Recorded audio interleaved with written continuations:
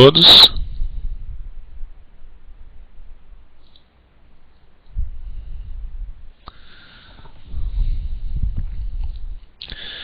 Estão me ouvindo bem aí, pessoal?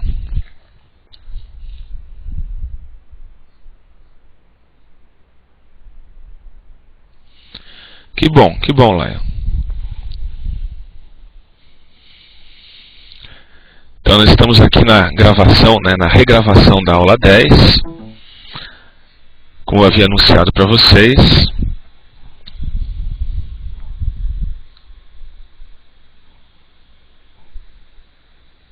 Nós vamos aguardar os 5 minutos iniciais, para esperar que todo mundo se conecte.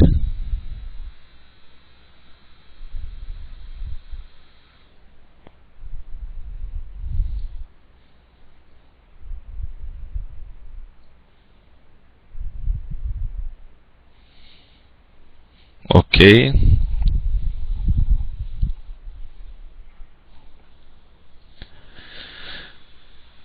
Então, pessoal, todo mundo viu no quadro de avisos as alterações de datas, né?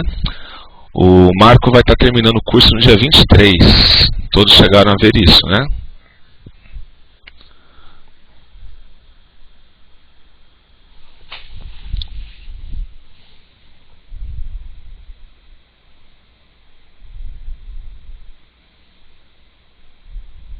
Ok. Vocês chegaram a assistir a gravação da aula que na verdade é depois dessa, que seria a aula 11, onde faz a configuração do endereçamento IPv6?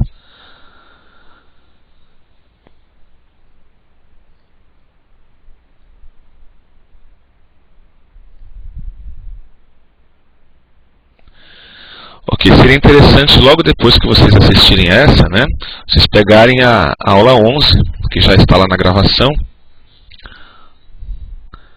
para ter todo o resumo da ópera.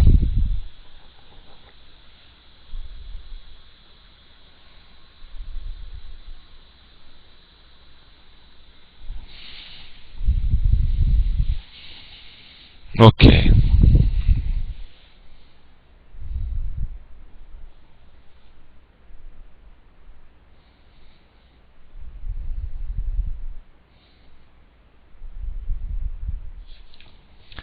Vamos lá.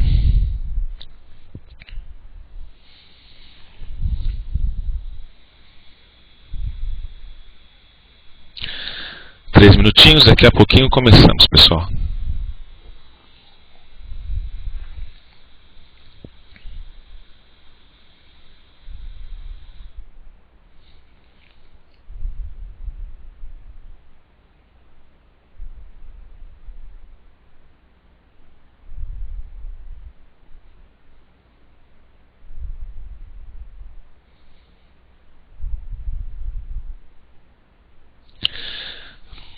Eu ainda não preciso conversar com o Marco a respeito, viu, Lion? A gente ainda não tem ideia da data. A ideia é que seja ainda este ano.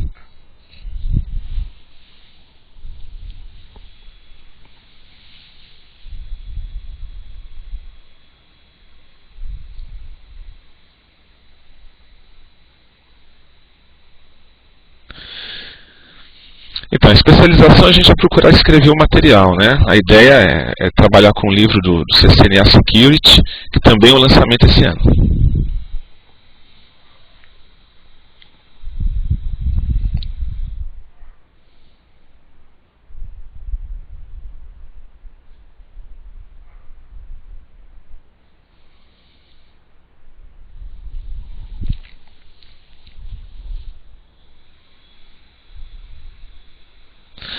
Sim, acho que a ideia depois é justamente após o lançamento do livro já ter um curso nesse formato online, Bruno.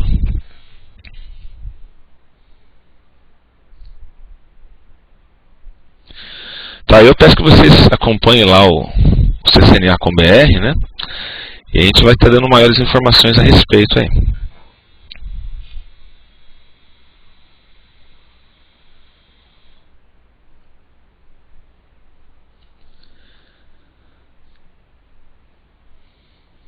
Bom, já se passaram os primeiros 5 minutos, pessoal. Eu vou fazer o seguinte, eu vou fechar um pouquinho o chat Pelo visto aí, nós não temos problemas de som hoje, está todo mundo me ouvindo bem. Eu vou adiantar um pouco a matéria, aí daqui a pouquinho eu abro para fazer as discussões, tá ok? Então vamos lá, fechando o chat.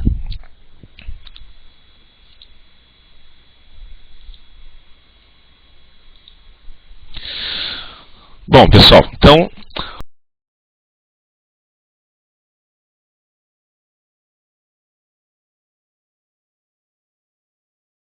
o que acontece? Hoje nós vamos estar falando da primeira parte, da parte introdutória de IPv6. A ideia é estar falando um pouquinho da justificativa, né, do porquê IPv6 é tão importante, de estar se discutindo aí nos dias de hoje, porquê que a prova de Raute está cobrindo muito mais tópicos a respeito do tema. E também da estrutura de endereçamento, os tipos de endereço, o que mudou em relação ao V4, agora na nova versão, o formato do endereço, como manipular os 128 bits. Então essas coisas nós vamos estar discutindo hoje. Bom, então, a primeira coisa, né, com relação à necessidade do novo plano de endereço. IPv6, na verdade, não é algo novo, né? Eu ouço pelo menos há uns 10 anos estar se falando da necessidade da implementação. A grande verdade é que a internet, o plano de endereçamento que nós usamos na internet hoje, o V4, ele não foi feito para ter uma escalabilidade tão alta quanto é exigida hoje, né? O que acontece? A gente deve se lembrar lá que a internet surgiu num projeto de pesquisa e a ideia, na verdade, era apenas para fins acadêmicos e militares até praticamente os anos 90, né? O grande boom da internet, como nós conhecemos hoje, foi aí na segunda metade dos anos 90, principalmente aqui no Brasil. Nós temos um crescimento muito grande e ainda temos a necessidade de mais endereços. Houve uma série de gambiarras, né, que foram feitas aí com o passar dos anos para tentar prolongar a vida útil do IPv4. As mais conhecidas aí é a ideia do NAT, né, usar endereço privado e endereço público, e justamente para fazer com que eu só vá ter endereço válido na borda da rede, e dentro da minha rede interna eu vou trabalhar com endereços do tipo 10, 172.16, 192.168, né? São endereços que só valem para dentro da rede local. Isso acarreta uma série de problemas, né? Por exemplo, a questão do NAT, tem alguns serviços que não trabalham bem com NAT, tem a questão do delay para tradução, tem uma série de problemas relacionados aí com o uso de endereços públicos e privados. E você perde a questão da conectividade fim a fim, né? Ou seja, eu realmente estar ponto a ponto com a máquina do outro lado, né? Então vamos falar um pouquinho de algumas características do V6. Então, o que é que mudou, né? O que é que mais salta aos olhos? Primeiro, o endereço muitíssimo maior, né? Nós temos 2 elevados a 128 bits, ao invés de 2 a 32, dá um número infinitamente grande aí, né? Eu brinco com o pessoal dizendo que tem mais endereço IP agora do que estrelas no universo, né? Se a gente for pegar o tamanho do endereço em si. Vamos falar um pouquinho da estrutura do cabeçalho do IPv6, o que mudou, dar uma pincelada a respeito disso. Os formatos do endereçamento, como é que eu escrevo esses 128 bits, né? Na verdade, como o endereço é muito grande, tem uma série de dicas aí de como representar o endereço de forma menor, suprimindo o 0 à esquerda, usando 2 pontos para representar blocos vazios. E a questão dos tipos de endereço V6 que nós temos aí. Então o que acontece? Nós continuamos tendo endereços unicast, que são endereços usados para estar identificando uma única máquina, endereços multicast, que identificam um conjunto de máquinas, e agora tem uma novidade que é o tal do Ncast. O que é um endereço Ncast? É um endereço que eu coloco em vários hosts, mas a ideia é que eu consiga alcançar o host que está mais próximo de mim. Então imagine que eu tenho, imagine que eu sou um roteador e eu tenho que consultar na tabela de rotas qual que é o endereço mais próximo, né? Imagine um servidor, por exemplo, um conjunto de servidores que compartilham o mesmo endereço. E eu vou chegar num servidor mais próximo. Ideal para serviços de DNS, por exemplo, né? A grande novidade é que, na verdade, não existe mais broadcast, tá? Mesmo porque um broadcast do endereço V6 demoraria aí séculos, né? Tem uma estatística que diz que se eu fosse varrer todos os 128 bits com uma ferramenta de varredura como o Nmap, né? Eu demoraria aí 500 mil anos, isso fazendo a velocidade de 1 milhão de bits de endereços por minuto, né, ou por segundo, para conseguir cobrir toda a faixa. Então é totalmente inviável o broadcast. Então a ideia é simplesmente ter endereços multicast para estar alcançando um grupo específico de máquinas, ou as máquinas que estão dentro do meu segmento de rede. Ok? Então nós vamos estar falando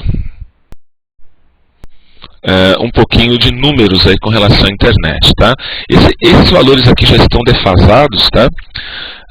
Hoje, para vocês terem uma ideia, 2010, aproximadamente 25% da população mundial tem acesso à internet. Então, numa população aí de 6 bilhões de habitantes, apenas 1,5 bilhão aproximadamente tem acesso à internet, são incluídos digitalmente, né? 3/4 da humanidade ainda não acessa a internet. Isso é uma realidade diferente de nós aqui que moramos, às vezes, em grandes centros urbanos, né? A gente vê muito acesso à internet, mas em termos mundiais ainda tem muito o que crescer. E o grande problema, né, com relação à escassez de endereço, né, é que enquanto você ainda tem uma margem muito grande de crescimento, nós temos aí poucos endereços disponíveis. Para vocês terem uma ideia, os números mais atuais aí, 94% dos endereços V4 já foram alocados para alguém. Então nós temos 6% dos endereços possíveis, né, das combinações possíveis de endereço V4 livres para atribuição. Isso é muito pouco, né? Algumas estatísticas falam aí que até no ano que vem, ou mais tardar em 2012, esses endereços já tenham sido alocados. E aí começa uma corrida por endereços IPs, né? Então, há até quem fale que endereço IP vai virar um artigo de luxo, né? Ou então vai virar uma mercadoria que as empresas queiram comercializar, caso você não tenha um plano de endereço maior estabelecido, aí, como no caso do V6.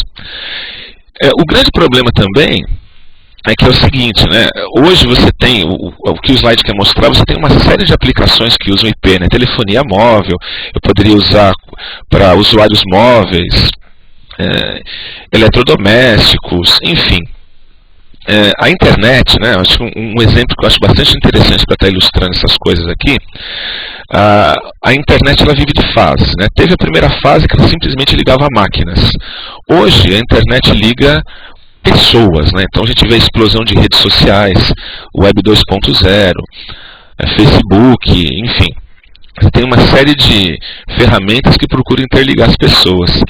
Uma terceira onda, e para isso a gente precisaria de mais endereçamento V6, é que a internet passaria a ligar coisas. Então, isso mesmo, coisas.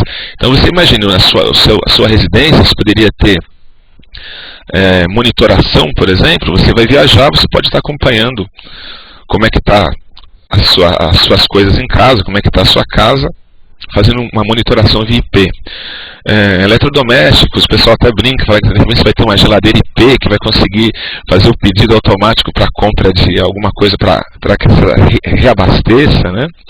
Enfim, automóveis.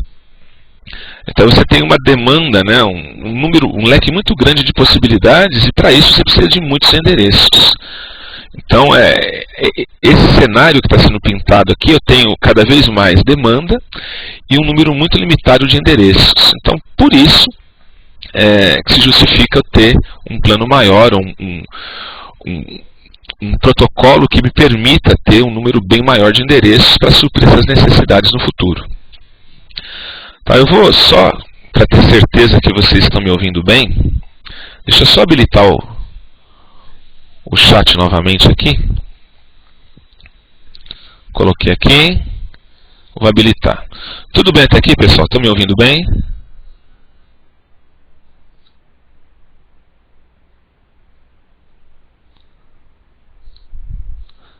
Legal. Então daqui a pouco a gente vai dar uma sequência aqui. Aí quando a gente for falar do plano de endereçamento mesmo, eu abro novamente para a gente discutir.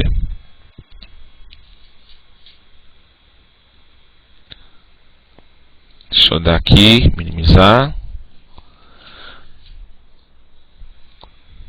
Então, aqui a gente tem um gráfico que ilustra bem o que eu falei para vocês. Então eu tinha uma utilização bem menor, né? A partir dos anos 90 a gente começa a ver o pico de crescimento aqui, praticamente caminhando para exaustão aqui em 2010, aqui no início dessa nossa nova década aqui. Então os números já estão dizendo que já em 2001, cerca de 2/3 dos endereços já estavam em uso. Uma coisa que eu acho interessante de se discutir, de se lembrar também é o seguinte, né? Os endereços se tornaram escassos, obviamente você tem grande demanda, mas historicamente os endereços também foram muito mal distribuídos, tá? Então você tem algumas empresas que originalmente elas se tornaram grandes donas de grandes blocos IP. Então você pega uma IBM, por exemplo, ela é dona de toda a rede 9. Tudo que é 9, de 000 até 255, 255, 255, então a gente tem aí 2 elevado a 24, 16 milhões de endereços, são proprietários da IBM. Então, mesmo que ela tenha um grande crescimento, tudo bem, uma empresa centenária, vai precisar de endereço, mas ainda que ela coloque em todas as máquinas, que dificilmente ela teria 16 milhões de hosts para estar plugando, né? Então, teria que haver uma redistribuição desses endereços, né? Tem que ter um MSP, um movimento do 100IP, para estar redistribuindo isso.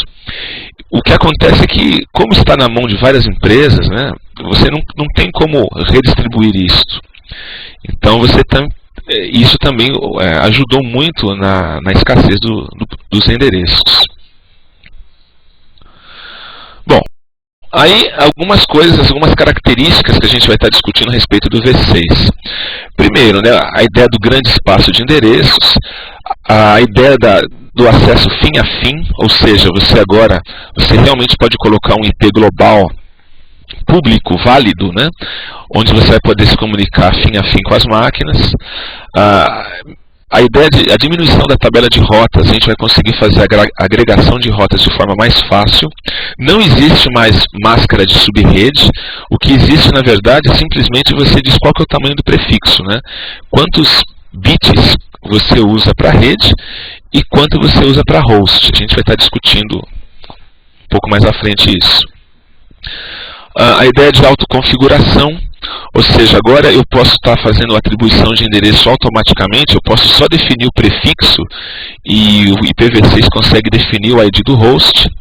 Não sei se alguém é dessa época, mas as antigas redes Novell, né, o Network, ele já tinha lá com IPX, SPX, uma coisa bem similar, onde você conseguia gerar o endereço automaticamente. Isso baseado no MAC address, a gente vai discutir isso. Enfim, né, endereçamento fim a fim, roteamento eficiente, aumento de performance, não existe mais broadcast, então ataques de varredura são impossíveis de serem feitos, né? Então são tão demorados que se tornam inviáveis. Você não tem mais o cálculo do checksum aqui na camada 3, né? Você não tem um campo checksum dentro do cabeçalho. O IPv6 ele usa o checksum para detecção de erro das outras camadas que estão acima dele. A ideia de cabeçalho estendido, né? Ou seja, se eu preciso de uma feature, uma característica nova, eu não vou usar os cabeçalhos convencionais. Por exemplo, eu preciso ativar criptografia. A maioria dos protocolos de roteamento, eles aboliram criptografia nativa. Eles usam a criptografia e a autenticação que o próprio IPsec, que é suportado no pacote IPv6, já utiliza. Só que ele vai adicionar um outro cabeçalho para falar dos campos que vão possibilitar essa criptografia. Então, para todo recurso adicional, eu posso ter um cabeçalho adicional para isso. Então, isso deixa o cabeçalho básico mais simples. A ideia de controle de fluxo, que você pode habilitar QoS agora, os campos de QoS estão disponíveis também no IPv6, já haviam, né? Os velhos trabalhar com um tipo de serviço que via no V4, você tem esses campos, agora só que você tem 20 bits para cuidar disso. Então, dessas características, para o exame de route, o que eu acho mais interessante, além da agregação do endereço, que a gente vai estar comentando, do formato, né? Essa questão da autoconfiguração. Quando você for olhado no material do Odom, por exemplo, ele mostra, né, que algumas coisas que eu acho bastante interessantes. O router, você simplesmente pode dizer qual que é o prefixo da rede de uma Fast Ethernet, por exemplo, que vai ser gateway para uma rede, e na verdade, os routers vão conseguir descobrir o endereço dessa Fast Ethernet, eles vão descobrir o gateway, né? Existe toda uma conversa de vizinhança entre os roteadores e os PCs que rodam V6 para descoberta de valores. Então, por exemplo, em vez de eu depender de um DHCP para informar o gateway, eu posso simplesmente fazer com que as interfaces usem relações de vizinhança e os hosts descubram qual que é o endereço da Fast Ethernet do roteador mais próximo, né? E o assumam como gateway. Bom, questão de mobilidade, segurança. Então, agora existe a ideia de IPv6 com suporte à mobilidade, onde a máquina consegue se deslocar entre várias redes. Se ela sai da rede local, vai para outra rede, consegue manter a conversação com a antiga rede. E num outro cabeçalho adicional tem um novo endereço IP. As questões de transição dos endereços, né? Então, isso aqui foi abordado na aula 11, né? Que é a aula que vem depois dessa, que é a ideia de como que eu faço para o endereçamento V6 conversar com o V4. Porque, na verdade, você vai ter um bom tempo de coexistência entre os dois protocolos ainda, né? O V4 não vai sumir de uma hora para outra. Então eu vou ter, por muito tempo ainda, um mar V4 e algumas ilhas V6 para se conversar. Aí ou eu faço os protocolos, ou eu faço as máquinas manterem os dois protocolos, que é a ideia de pilha dupla, ou dual stack, ou eu tenho os tais dos túneis 64, né? Ou seja, eu pego pacotes que são V6, encapsulo dentro de pacotes V4, para eles atravessarem uma nuvem V4, e quando chegarem do outro lado eu desencapsulo e eles se tornam novamente pacotes V6. Ou a ideia de tradução, né? Ou seja, eu posso converter um pacote, trocar os cabeçalhos V4 por V6, ou vice-versa, né? Tradução de mão dupla seria possível. Os túneis são bastante usados hoje, né? Tradução é uma coisa que ainda tem muitos problemas de incompatibilidade. Até a Cisco tem o NATPT, que é um método de conversão que eles acabaram abandonando. A RFC que trata disso se tornou obsoleta, né? Então hoje basicamente vocês vão ver muito uso de túneis, né? Para que você consiga fazer a conversação entre V4 e V6. Bom, os endereços, aquilo que eu havia comentado com vocês, 128 bits é um número extremamente maior, né? Basta lembrar que a cada bit adicional eu dobro o tamanho. Então nós temos aí 4 bilhões de endereços no V4, e esse pequeno número aqui que eu não consigo nem falar, né? É tão grande que ele é de combinações de V6, né? Os 5 vezes 10 a 28 endereços por pessoa. Uma coisa que eu acho interessante de estar lembrando aqui, né, é o seguinte: vocês, a minha geração, a geração de vocês, né, até a geração que veio antes de nós aí, elas estavam acostumadas a fazer os cálculos de endereçamento pensando em quantos hosts tem e quantos endereços você vai atribuir. Ou seja, você vai fazer a atribuição muito próxima da quantidade de usuários com a quantidade de IPs que você tem disponível, né? Com o V6, uma coisa que muda bastante é que agora você não precisa ter, entre aspas, dó de um endereço V6. Por quê? Você tem uma quantidade muito grande, como a gente está vendo aqui.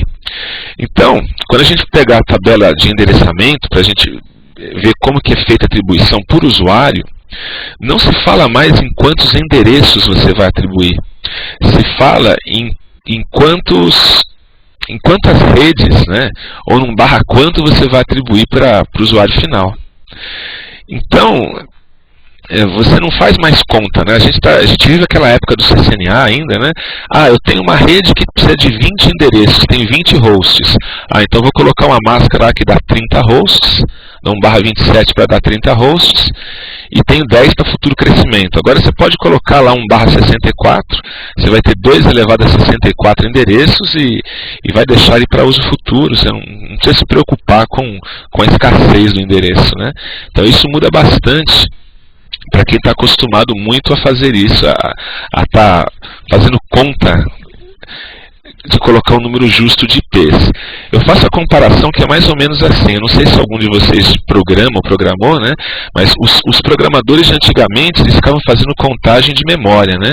Memória é uma coisa muito cara, então eles faziam aqueles programas que carregavam com 10K de memória, o cara fazia milagre. E é mais ou menos o que acontece conosco hoje, né? Com uma rede 1/24, você subdivide e dá conta de um monte de coisas, né? Então no futuro não, você não vai precisar se preocupar tanto com quantos hosts cabe ali naquela máscara, porque na verdade você sempre vai ter um estoque muito maior do que a necessidade atual. Então acho que essa é uma grande diferença aí de quem vai estar trabalhando com V6 na hora de estar, por exemplo, fazendo plano de endereçamento do que quem trabalha com V4. Deixa eu ver se vocês abrir novamente aqui. Pessoal, tudo bem até aqui? Mais nessa introdução do endereçamento.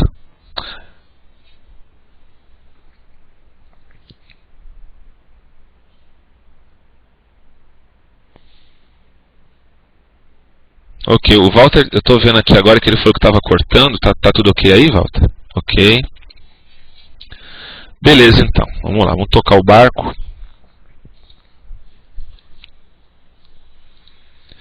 Bom, aqui é importante começar a entender os endereços. Como é que funciona o plano de endereçamento? Ao contrário do que muita gente pensa, os endereços V6 eles não são usados assim.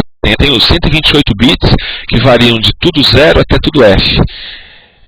Na verdade, o que acontece? A organização que cuida de endereçamento IP V4 no mundo também cuida de V6, que é o IANA. O IANA ele atribui todos os endereços que vão de 2000 até 3FFF. Então, eu tenho assim, na verdade é um 2000/3. Ele vai ler os primeiros 3 bits do símbolo hexadecimal aqui. Então, eu tenho de 2000 até 3FFF. Isso aqui vai valer, isso representa, para vocês terem uma ideia, apenas 13% das combinações possíveis. Quer dizer, os outros 87% tem alguns endereços reservados, que a gente vai estar vendo no decorrer da aula, e tem outros endereços que ele está guardando para uso futuro. Tá? O IANA ele não atribui os endereços diretamente. O que ele faz? Ele tem escritórios regionais. Ele dividiu o mundo em 5 grandes áreas. No caso do Brasil, nós estamos dentro do LACNIC, que é o órgão que cuida da América Latina e do Caribe. Dentro do o LACNIC tem um endereço até um pouco maior que esse daqui, ele tem um /12 na verdade, e ele chega e ele pode atribuir um /16 para um escritório nacional. Aqui no Brasil, por exemplo, o nosso escritório nacional é o NIC-BR. Então o NIC-BR ele recebe um /16, que não é esse aqui do exemplo, tá? Esse aqui é um exemplo do slide americano.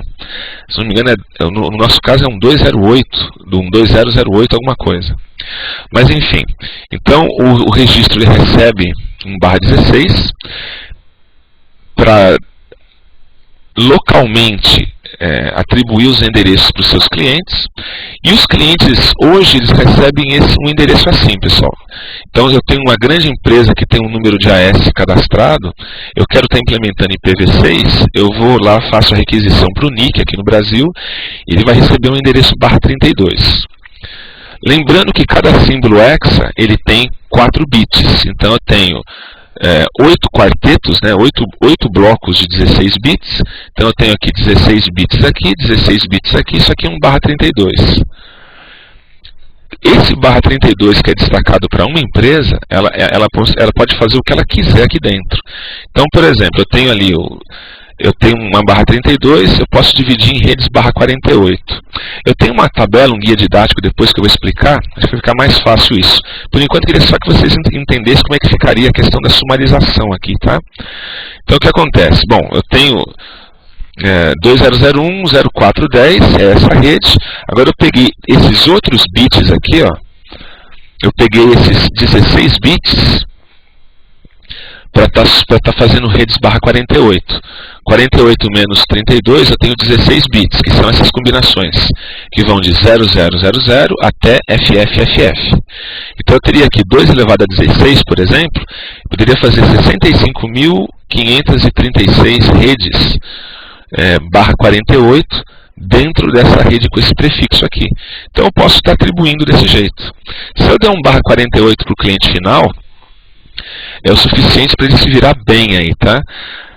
O Nick, por exemplo, ele fala que com barra 48 você pode atender um usuário de qualquer tamanho, pequeno, médio ou grande.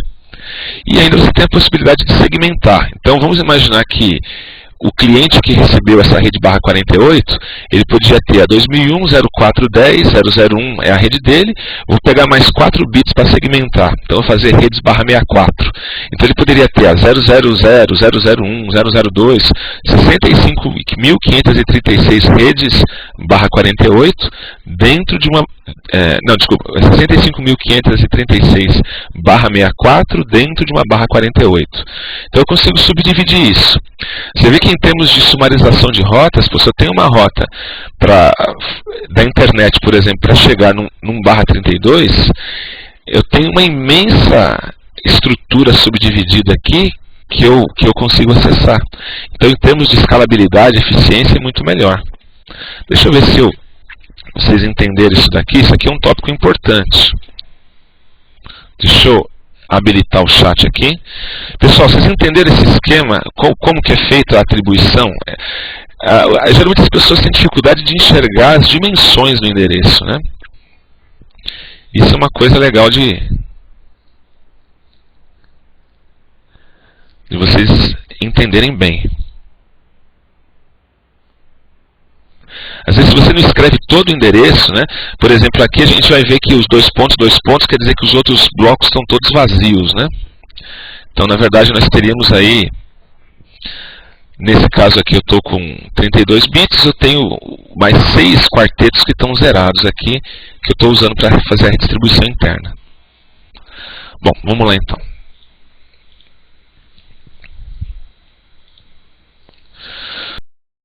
Bom, aqui são as questões de revisão que ele está colocando, né? Então, por exemplo, qual que é o espaço usado em 2001? A apresentação está mostrando lá que em 2001, 3/4 dos endereços já estavam ocupados, 3/4 dos endereços V4, né?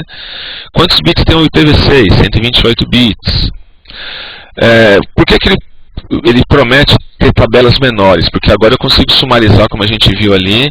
Eu tenho muitos bits para sumarizar, né? Então eu posso criar subredes de subredes de subredes dentro do mundo interno ali. Por que o NAT não é mais necessário? Porque, na verdade, agora a gente tem a opção de estar trabalhando com endereço fim a fim. Eu tenho o mesmo endereço o endereço válido das duas pontas. Então não tem por que eu ficar fazendo tradução. Eu vou dar uma paradinha nesse daqui. Aproveitei, já que a gente falou do formato do endereço, eu vou usar aquele guia didático que eu tinha comentado com vocês antes, para a gente discutir algumas coisas, tá? Então, por exemplo, aqui, ó. Isso aqui está em português, que eu havia montado. Essa tabela eu peguei do curso IPv6 do Registro BR, né? O Registro ele tem um curso mais voltado para o pessoal de operadoras, pessoal de grandes empresas que já tem um AS e tem o interesse de trabalhar com V6 e querem saber um pouco mais como é feito o plano de endereços, tá? Então o que acontece? Nós vemos aqui dos 128 bits, uma divisão que a gente vê patente aqui é o seguinte: os primeiros 64 bits, eles são reservados para você quebrar em subredes.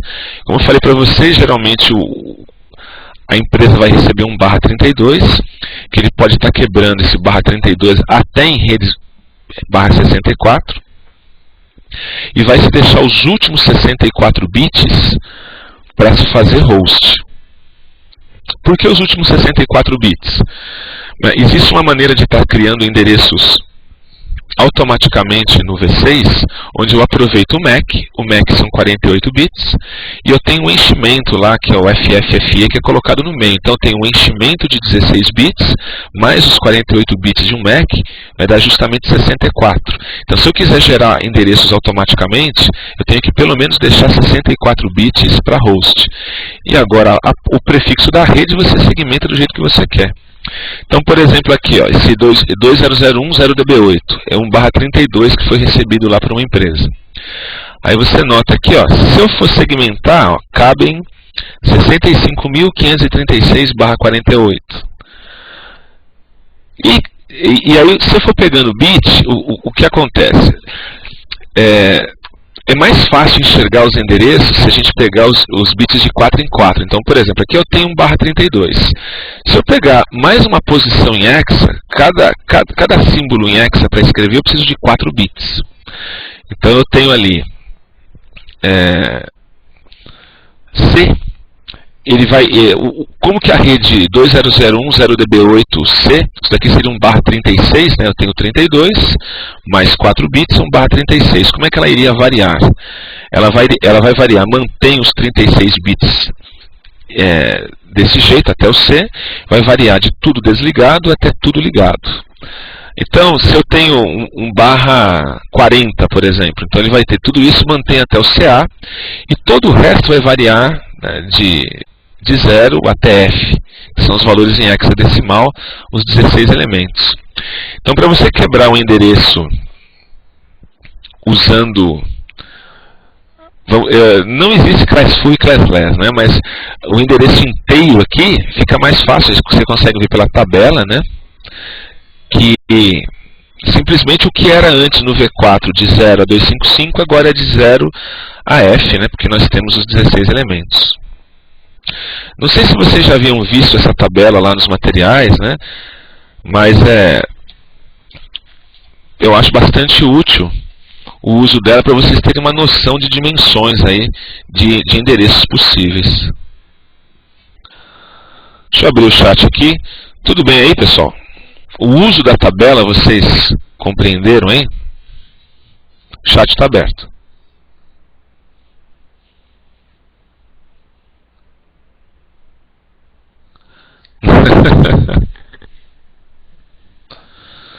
Ok, Klaus. Você viu a parte da tabela? Começou um pouco depois. É verdade, no próprio link do registro tem uma versão dessa tabela em PDF. Depois eu coloco o link lá para vocês. Inclusive tem muito material que inclusive extrapola muito o conteúdo do Route, na verdade, né? Tem bastante coisa lá e tem uma tabela dessa em tamanho A4, eu acho.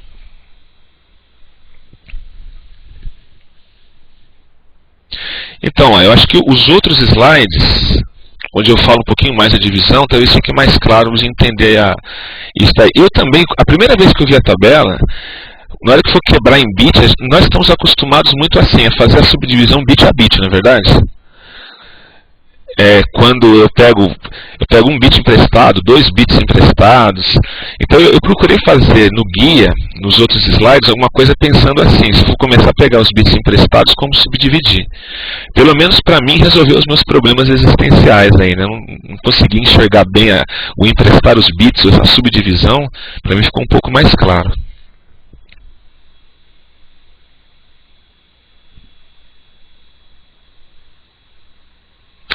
É verdade.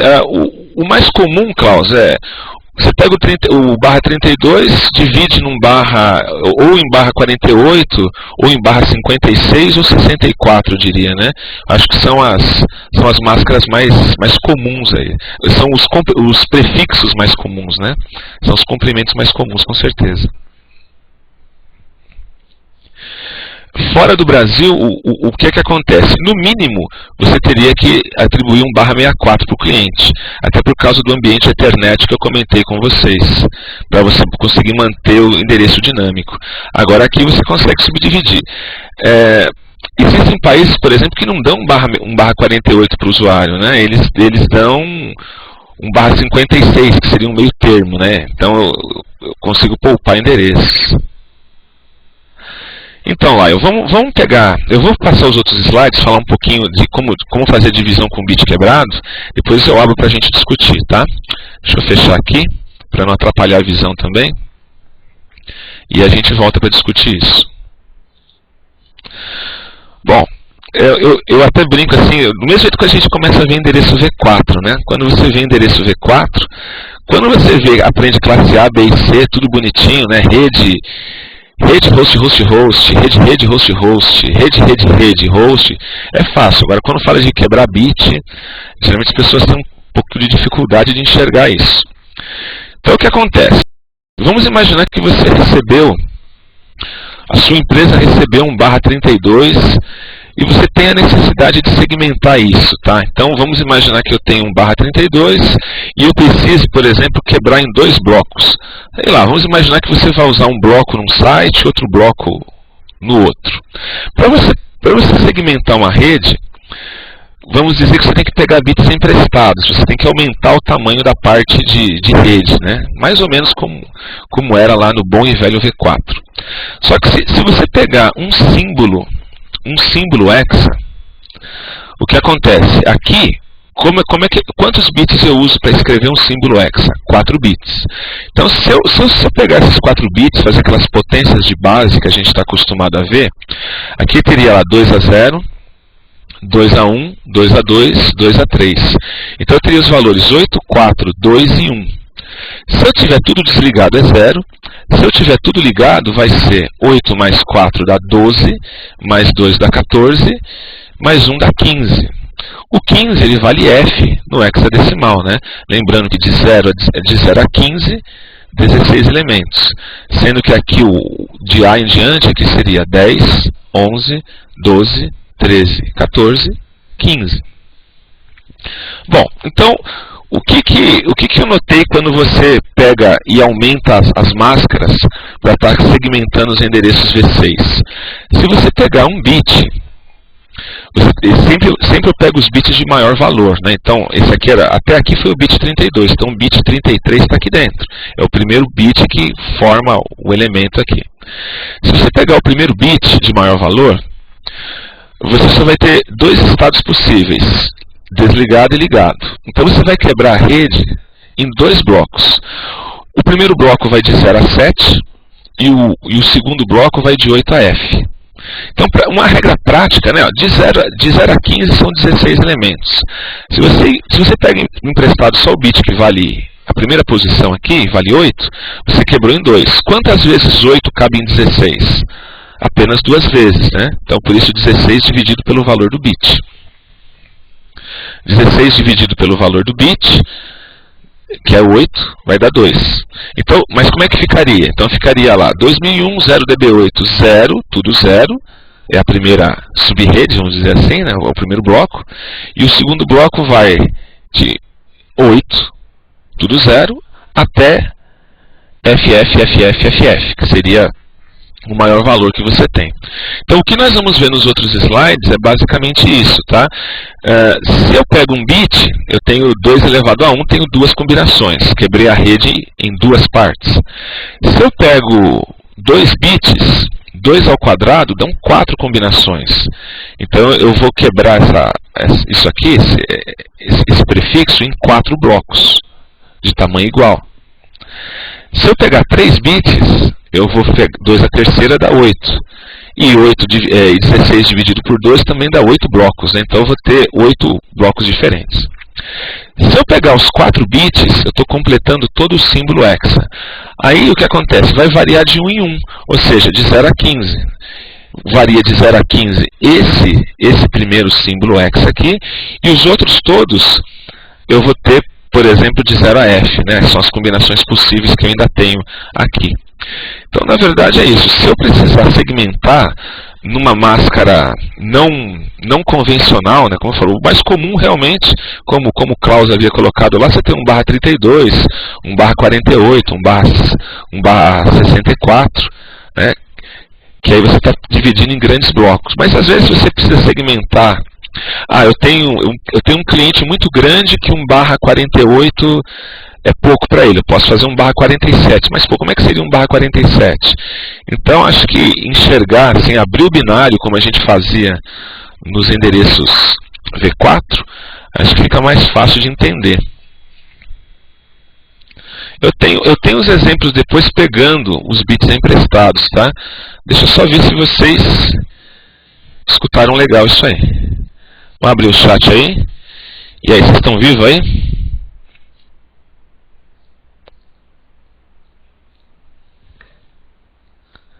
Momento de expectativa.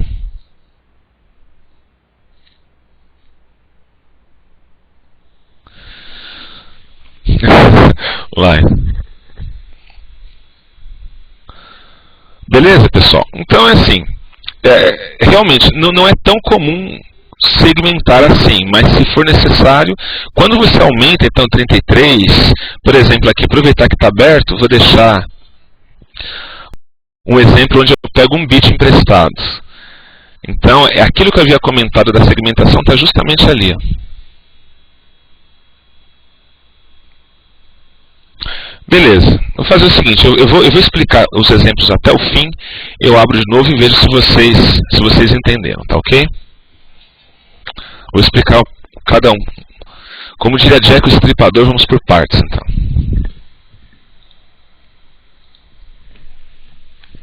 Então, pessoal, por exemplo aqui, eu tenho o nosso /32, com o bit emprestado, ele vira /33. O que é mais difícil de enxergar, quando você trabalha lá com o V4, você consegue ver as 256 combinações ali, né? Porque está tudo em decimal. Aqui, por exemplo, se a gente pegar aquela tabela que eu coloquei anteriormente, pegamos um bit só, o primeiro bit vale 8, segmentei em 2 blocos. Então, como é que seriam esses 2 blocos? O que eu coloquei em vermelho é onde ele está. Esse aqui começa em 0.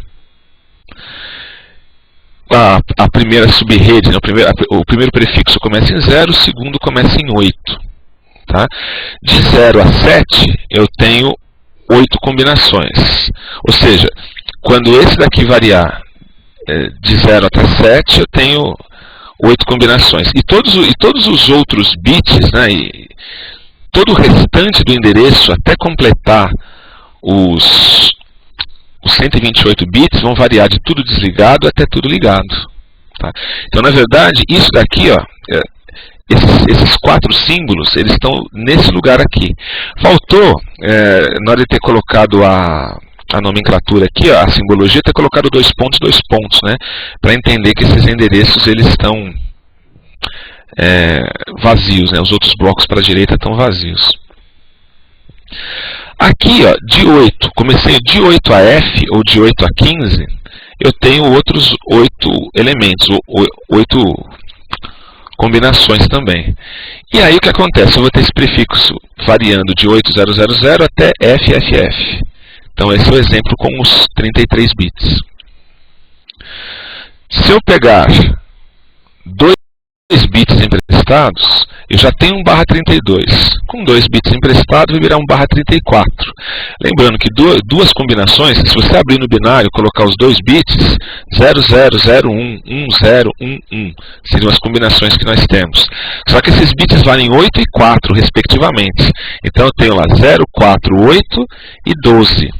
12, na verdade, seria o C em hexadecimal. Então eu tenho, a variação na verdade está dentro desse bloco, né? Ele iria de 0 até 3 FFF, porque na verdade, se eu colocar mais um, é igual ao 3, se fosse no sistema decimal de 999 mais 1, vai zerando, zerando, até colocar mais um no valor mais à esquerda, né? Que é o que acontece aqui. Então eu tenho lá 0, 4, 8 e C. Sempre o valor aqui, que seria o último endereço, né, ele é ímpar, né? Na verdade, porque eu tenho todos eles ligados. O que eu coloquei de reticências aqui era só para dizer que, se eu fosse escrever, eu ia colocar o tudo 0 até completar os 8 blocos, ou colocar tudo F até completar os 8 blocos. Isso em cada um dos endereços, tá? Então, 2 bits emprestados, ele está segmentando 2 elevado ao quadrado, 4, variando de 4 em 4 também aqui. 3 bits emprestados, eu tenho 1/32, peguei mais 3 bits. Com 3 bits ficou 35. Bom, peguei 3 bits, peguei o bit que vale 8, que vale 4, que vale 2. Opa, está variando de 2 em 2. 2 elevado à terceira são 8. Então eu vou ter 8 subnets aqui. Então ele vai variando de 2 em 2, eu tenho lá 0, 2, 4, 6, 8, 10, 12, 14. Com os valores obviamente escritos em hexadecimal. Novamente aquela história, né? Pô, se essa rede começa em 0000, a próxima começa em 2000, o último endereço é um FFF, antes de conseguir chegar até o 2, na verdade, né? É o que a gente tem aqui na hora de estar fazendo essa segmentação. E todos os blocos são de igual tamanho. Finalmente, se eu tenho os 4 bits emprestados, eu na verdade emprestei os bits necessários para estar escrevendo um elemento, para estar escrevendo todas as combinações possíveis com um elemento hexa. Com 4 bits eu posso escrever qualquer coisa de 0 até F, que é o que vocês têm naquela primeira tabela, em 4 bits emprestado, 32 mais 4, 36.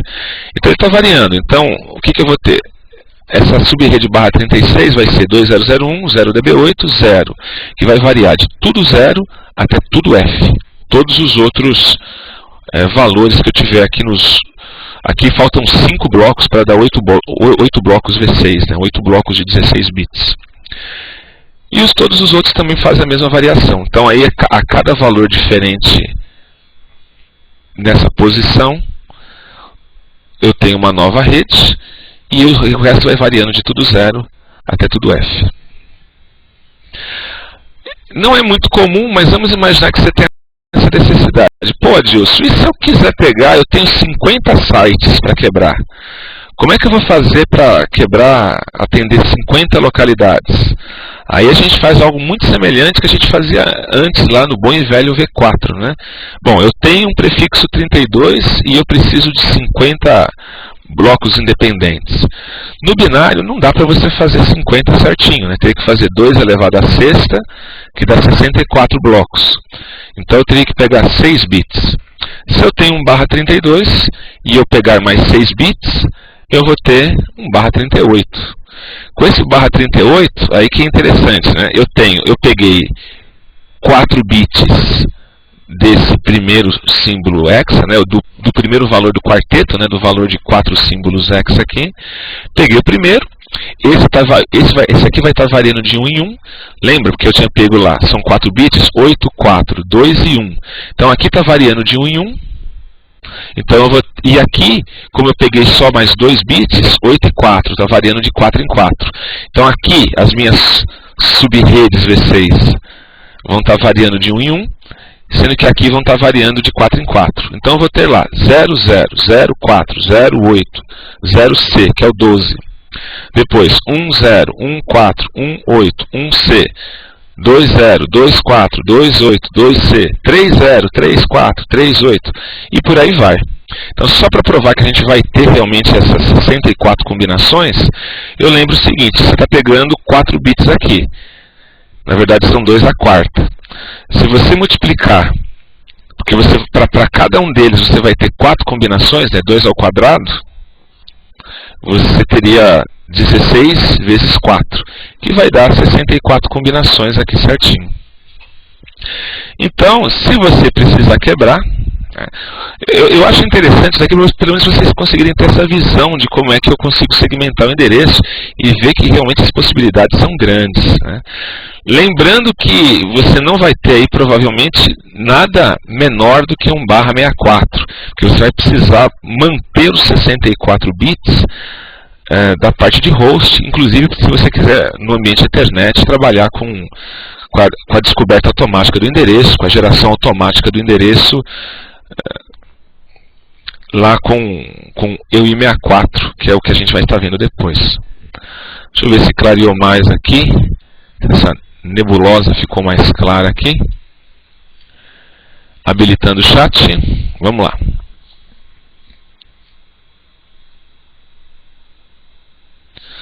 Nossa! Nossa, quer dizer o quê?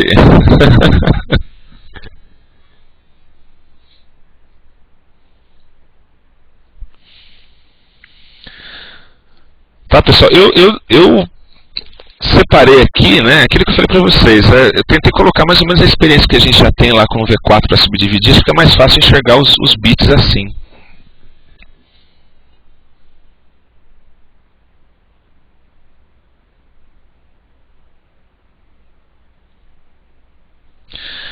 Pelou a coruja, meu Deus do céu.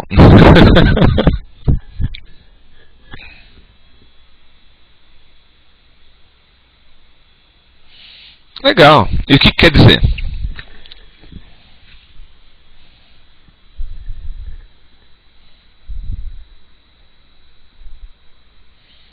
Nossa.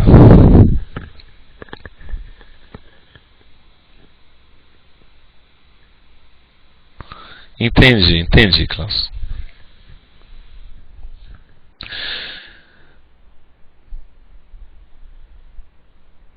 Vamos fazer o seguinte, eu vou abrir, ó, falta 5, já estamos a 55 minutos. Eu vou deixar esses 5 minutos abertos e aí, quando completar 1 hora, eu vou continuar então, tá? Dá um tempinho o pessoal descansar também um pouco.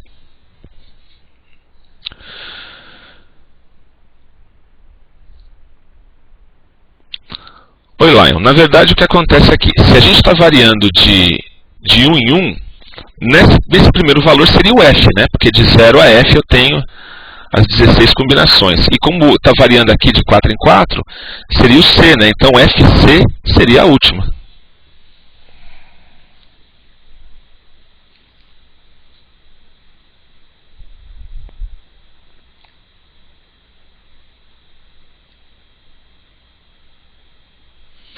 Eu posso deixar lá, Klaus. Posso colocar lá na nossa área de curso, sim, para vocês treinarem, né?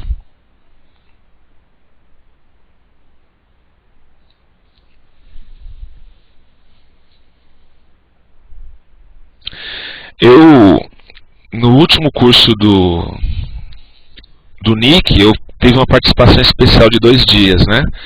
E eles têm um exercício lá que eles dividem isso, eles pegam, imagine 5 filiais, divide 5 filiais. Para todo o endereço, eu posso estar colocando inclusive o próprio exercício que o pessoal do NIC coloca lá para o pessoal que faz o curso.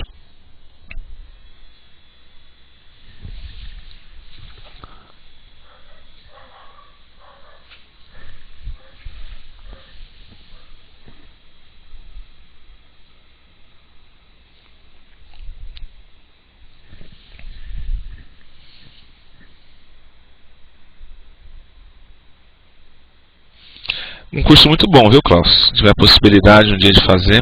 O problema é que aquela história é para um número limitado de pessoas, né? Porque é só para a empresa que tem a ASN. Mas realmente é um curso fantástico.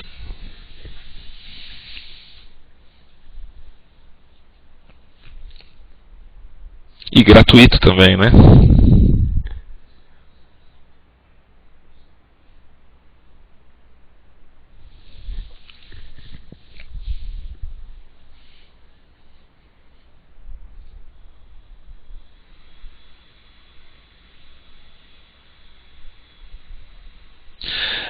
Eu acho que a ideia é que até seja realmente mais simples, porque agora você tem grandes blocos para poder estar subdividindo. É uma questão de prática também, viu, Lion? Quanto tempo você demorou para pegar legal o cálculo de V4? Acho que todo mundo, acho que o grande terror do pessoal no NA é justamente esse, né? Foi rápido. Geralmente o pessoal tem muita dificuldade com os cálculos, não consegue enxergar as máscaras, né? Depois que ele pega...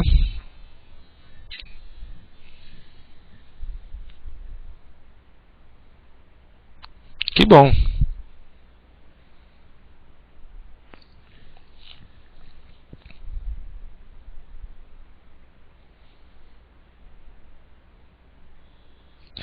Eu também, viu, Lion? Pelo menos umas 12 maneiras diferentes de fazer, né?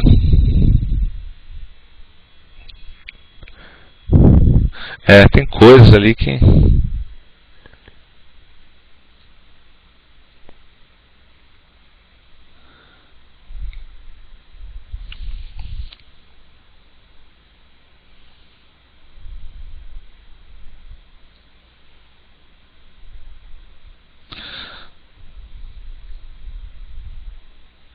E isso é legal se conseguir fazer as contas rápido, ganha bastante tempo, né? Tempo na prova também.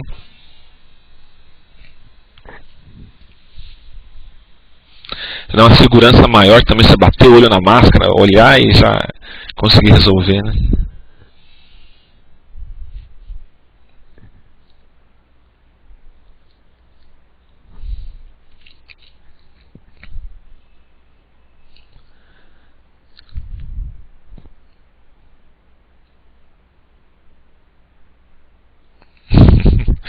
Pessoal, já deu 5 minutinhos, podemos continuar? A gente tem mais uma horinha aí.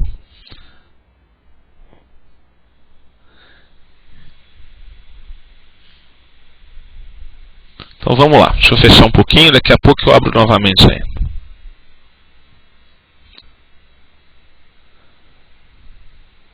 Vamos lá, desabilitei. Bom, então aqui foi a parte do endereçamento.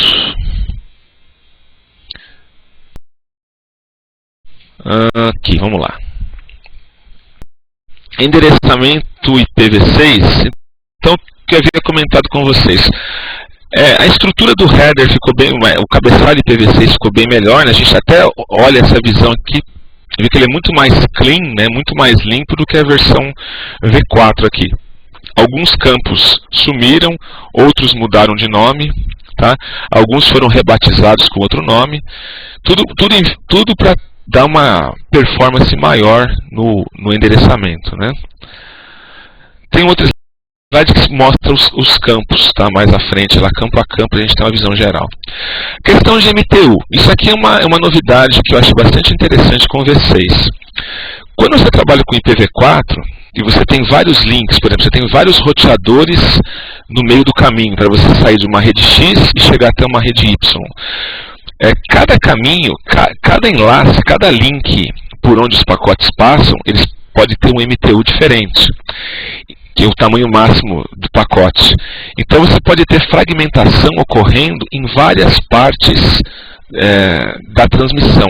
Isso causa lentidão, né? Imagine que eu tenho MTUs diferentes, eu quebrei o pacote, eu tenho que estar remontando o pacote, aí eu pego o fragmento, quebro novamente. Então isso não é legal para chegar lá no destino final, tá esperando que as remontagens sucessivas no meio do caminho sejam feitas. Como é que funciona a questão do MTU no IPv6? Somente a origem fragmenta. Então a origem faz o seguinte: geralmente o tamanho padrão do MTU é 1280 octetos, tá? 1280 bytes. Mas você pode ter esse valor alterado. Então o que vai acontecer?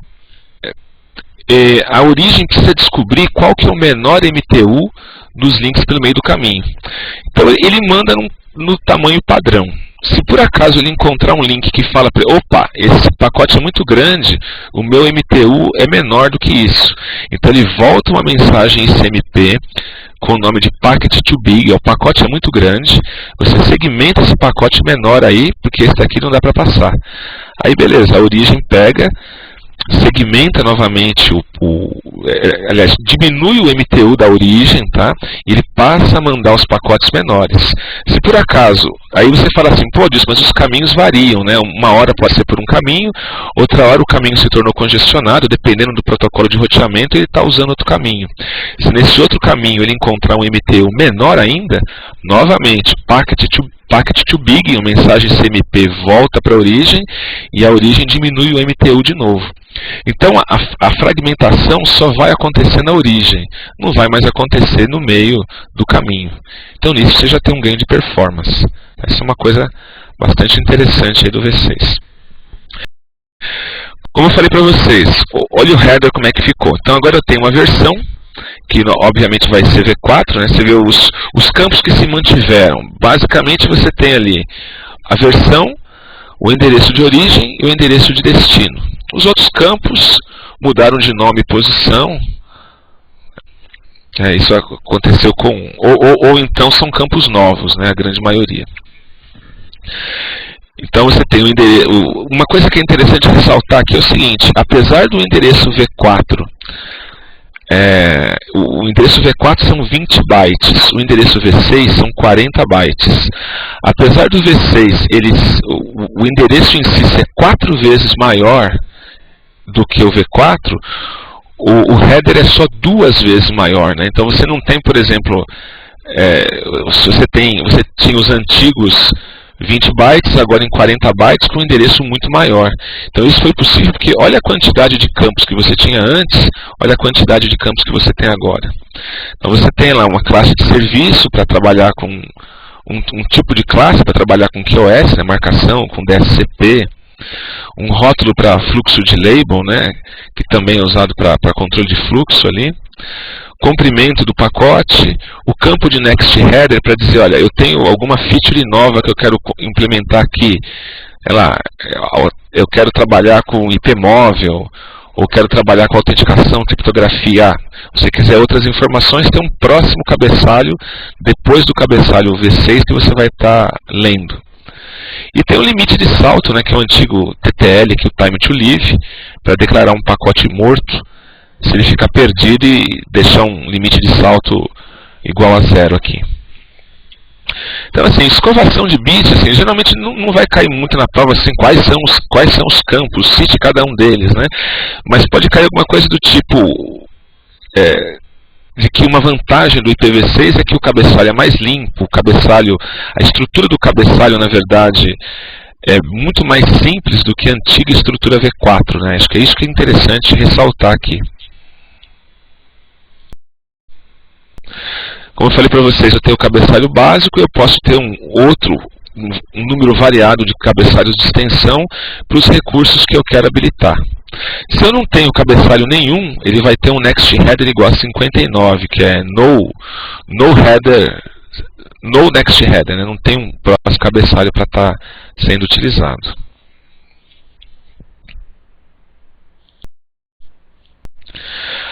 Isso daqui é bastante importante, aquelas questões em que você tem que dizer se o endereço é válido ou não, tá?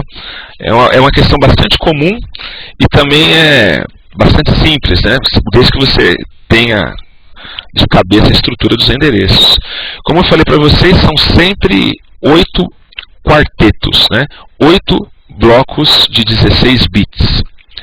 E as duas principais regrinhas que a gente pode guardar aqui, para simplificar o endereço, são: zeros à esquerda podem ser suprimidos.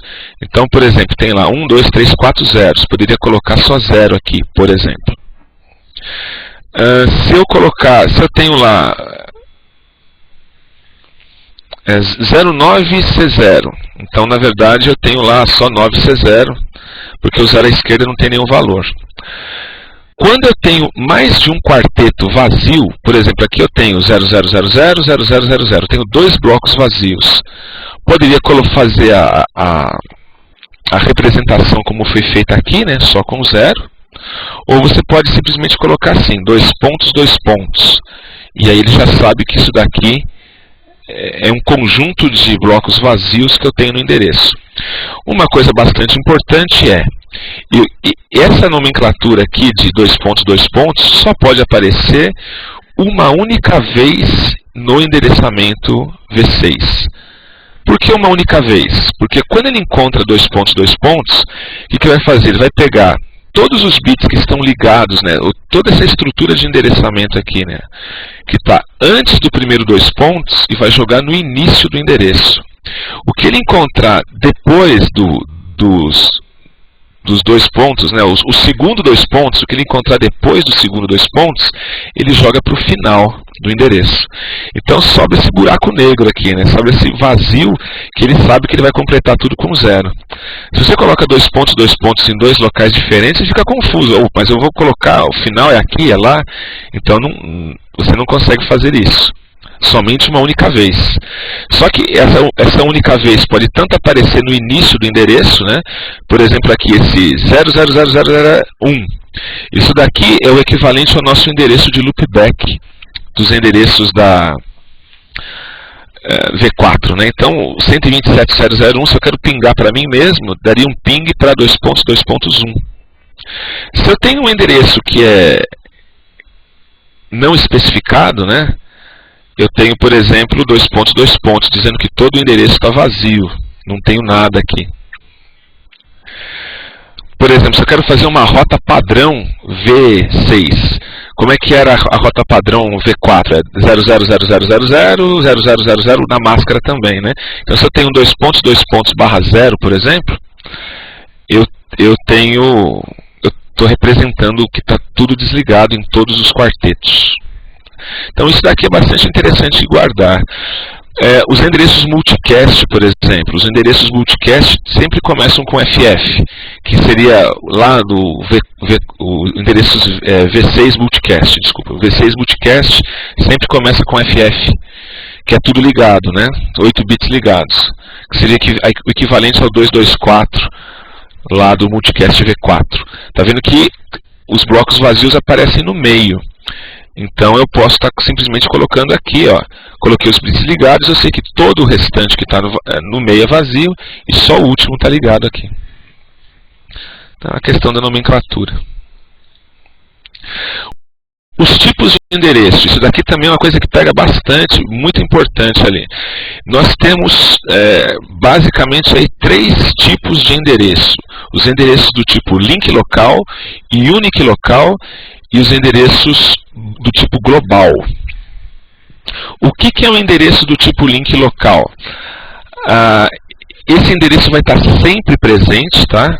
Quando você habilita o roteamento IPv6 no roteador, ele já vai assumir um FE80 lá, um FE80 alguma coisa, geralmente um FE80 e o endereço do MAC address da FAST, se você estiver fazendo isso no router, né?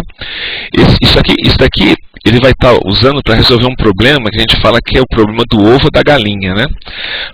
Porque quem é que veio primeiro, o ovo ou a galinha? Eu quero descobrir o endereço do vizinho. Como é que eu faço? Se o vizinho tem o endereço zerado e eu tenho o endereço zerado, como é que eu vou descobrir o endereço do cara se ele está igual ao meu, sem nada? Então, qual que é a solução que usaram para o V4, desculpa, para o V6? Nenhuma máquina, nenhuma interface fica sem endereço. Ele vai ter um endereço de link local, um endereço que só serve para o escopo local. Ou seja, eu só vou estar utilizando ele para identificar os vizinhos diretamente conectados. Imagina um segmento Ethernet, por exemplo. Está todo mundo lá se enxergando. Então eu simplesmente vou atribuir um FE80 alguma coisa para ele. Isso é o endereço link local. Esse endereço não é roteável para fora, tá? Eu não consigo fazer roteamento com ele. É simplesmente para que... Na verdade, o que acontece? O IPv6 ele usa muito ICMP v6 para descobrir vizinho. Então eu vou usar os endereços link local para isso.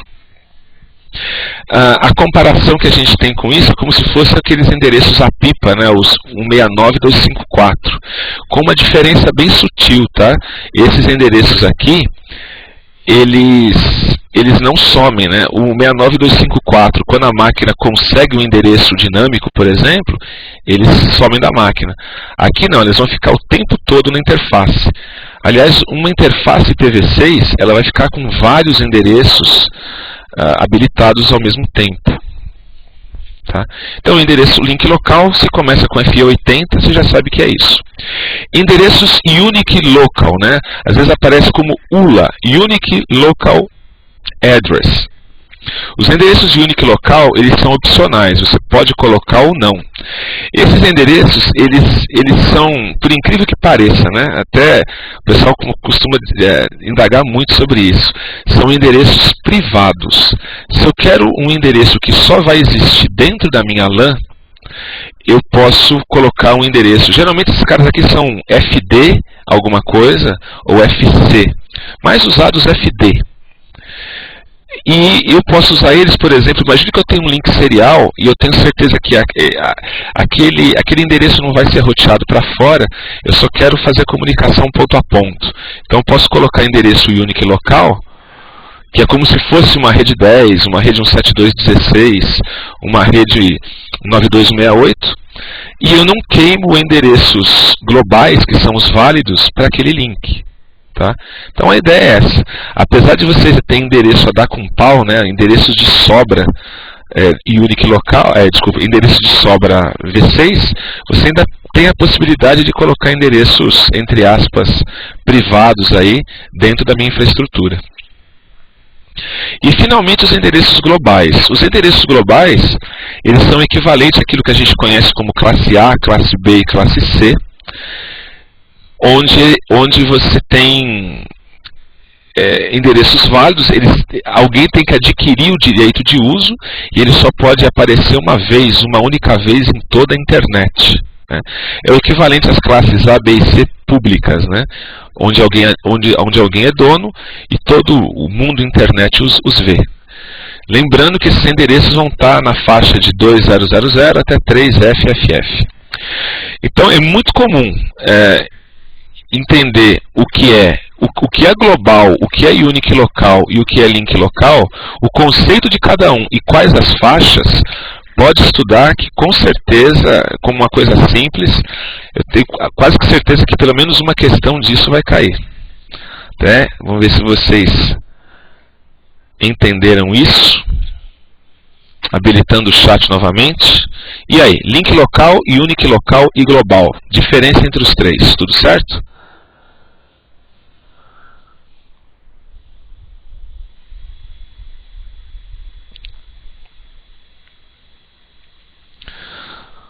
Lion, beleza? Klaus, beleza?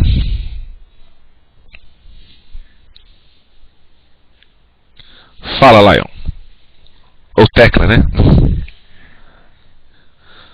Unique local, certo? Sim, é verdade, Klaus. Nós temos vários tipos de interfaces diferentes. Vários tipos de endereços diferentes na interface, isso.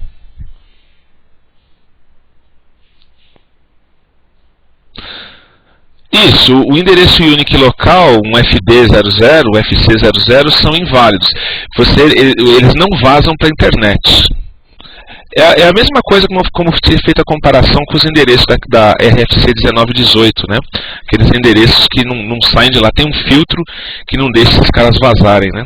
Geralmente a sua operadora tem que prover esses filtros para que esses endereços não vazem para fora.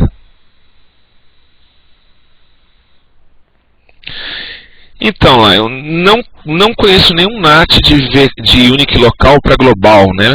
Mesmo porque é aquilo que eu falei para vocês, não tem muita necessidade, porque você pode ter os endereços todos na interface e não falta endereço global para você, né? A ideia de você fazer um NAT aqui seria se você quisesse poupar endereço. Como eu falei para vocês, não tem essa necessidade, a quantia de endereço é muito grande.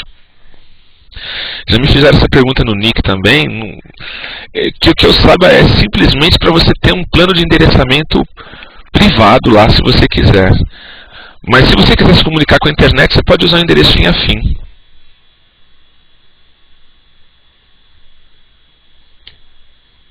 O próprio Cláudio já respondeu ali também, né?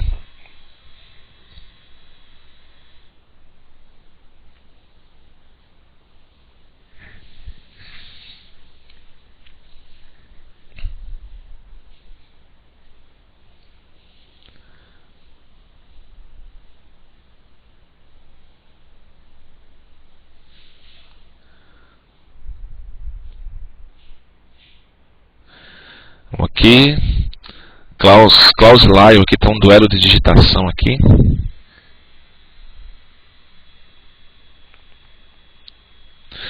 Mas a minha rede tem unique local, mas uma máquina precisa sair pela net e se comunicar com minha rede global. Lion, se a máquina vai se comunicar pela internet, vai ter que ter um endereço global, ponto. Isso é ponto pacífico, tá? Se ela quiser se comunicar, se você quiser fazer uma... Inclusive o que acontece? O link local ele é obrigatório, como eu falei para você não configura. Isso aqui, quando você habilita, ele já aparece. Esse daqui é opcional. E esse daqui também é opcional se você quiser acesso à internet, vai ter que ser, obrigatoriamente vai ter que colocar, né? Agora, esse unique local, não tem por que fazer tradução de um para o outro. Você não vai ter, a ideia é que você não vai ter uma máquina só com unique local e uma máquina só com global e ter que fazer um NAT para isso. Isso não. As máquinas vão ter vários tipos de endereço, como o Klaus havia comentado agora há pouco.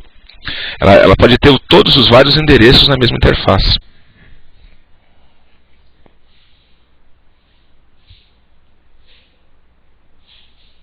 Isso, mais para um teste interno, mais para alguma coisa que realmente vai ficar apenas lá dentro, né? Você não vai precisar nunca fazer a conversão. Isso, vários ao mesmo tempo, exatamente como o Klaus colocou aqui. Vamos tocar o barco então?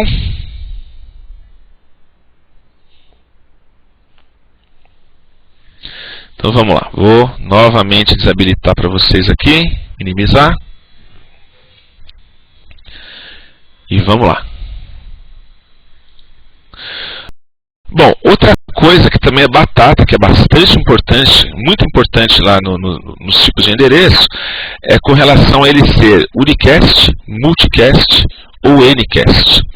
Então o que acontece? Endereços do tipo unicast, aplicados para uma única máquina.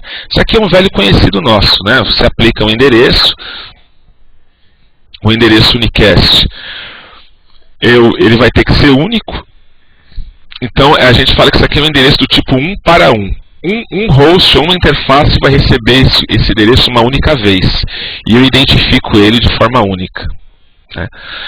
Os endereços multicast, que também são nossos velhos conhecidos, né? Principalmente que a gente usa nas transmissões, aí você tem stream de voz e vídeo, então nos próprios protocolos de roteamento, né, a gente vê muito os endereços multicast ali, que são os endereços do tipo 1 para muitos. Eu tenho, na verdade, um endereço e eu tenho várias máquinas que participam do grupo multicast. Todas as máquinas que participam do grupo multicast, eles vão estar recebendo um fluxo que foi gerado para o grupo. Tá? Então eu tenho um uso mais eficiente da rede, né? E imagina, se eu tenho 100 máquinas para estar recebendo um fluxo, se eu não tivesse o endereço multicast, eu teria que fazer, e fosse entregar um pacote para cada, eu teria que gerar 100 pacotes, né? Um pacote para cada destino unicast. Com o multicast não, né? Eu gero um pacote só, o endereço é único do grupo, todo mundo que está vinculado ao grupo vai receber aquele único pacote. Então é por isso que eu uso mais eficiente da rede, uso da banda. E aí eu consigo estar gerenciando isso de forma muito similar como a gente fazia no bom e velho V4, tá? Os endereços FF, e inclusive vocês vão ver que os endereços são muito parecidos. O que era lá, por exemplo, 224.005.006 no caso do SPF, vai ser tudo FF final 5, final 6 também, né? Na verdade os endereços mantiveram ali a paridade, né, a proximidade entre V4 e V6, para não ter que ficar decorando também todos os endereços de novo. Agora a grande novidade é esse cara aqui, né, o tal do endereço Anycast, que aqui uma tradução seria um para o mais próximo, na verdade, né, ou um para um de muitos. Como é que funciona essa história do unicast? Imagine que eu tenho um endereço que aparentemente é unicast, né? Se a gente for pegar a estrutura do endereço N e unicast, é exatamente a mesma. Ou seja, é um endereço válido. Por exemplo, tem um endereço global válido. A única diferença é que, ao invés de eu ter setado ele numa única interface de um único host, eu coloquei ele em vários hosts.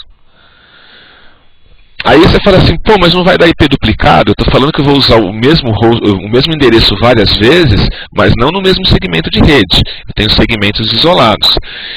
Então, uma aplicação prática dessa história. Imagine um servidor de DNS. Como é que se acessa um servidor DNS?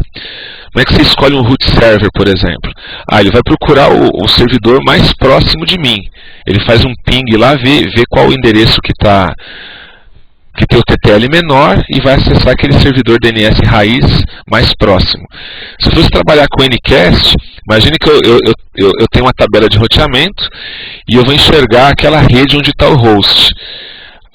O host que estiver mais próximo, eu vou mandar o meu fluxo para ele, apenas para ele. Os outros não. Então, porque se eu tiver em diferentes pontos da minha rede, eu posso ter diferentes hosts Anycast mais próximos. Então eu vou encaminhar apenas para aquele que está mais próximo. Essa é a grande diferença do N e do multicast. No multicast não, lembra? Eu vou mandar sempre para todos, indiscriminadamente. Aqui não, eu escolho apenas o mais próximo. Como que eu posso escolher o mais próximo? Por exemplo, por tabela de roteamento, ou por TTL, apenas uma máquina vai receber. Essa acho que é a grande diferença. Se eu tenho, por exemplo, duas máquinas que estão próximas, igualmente, né? Aqui está falando, por exemplo, no caso de eu tenho gateway para sair fora do meu AS, por exemplo, né? Se eu tenho duas entradas que estão sendo anunciadas igualmente próximas, eu poderia fazer load balance entre as duas, né? Então, esse conceito acho que é o mais novo, que muita gente confunde, e a história do tal do broadcast que não existe mais. Como eu falei para vocês, fosse fazer uma varredura broadcast, seria muito grande a varredura ali, não faz sentido você ter broadcast como naquele contexto que nós trabalhávamos com o V4. Então, entender o que é uni, o que é multi e o que é n é bastante interessante ali. E forma de estrutura, como eu falei para vocês, os endereços N e NUni são basicamente iguais, né? São endereços válidos, né? E os endereços multi começam com FF. Isso daqui, vamos ver se está tudo ok. Estou habilitando o chat. Beleza isso daqui, pessoal? Uni, multi e Ncast.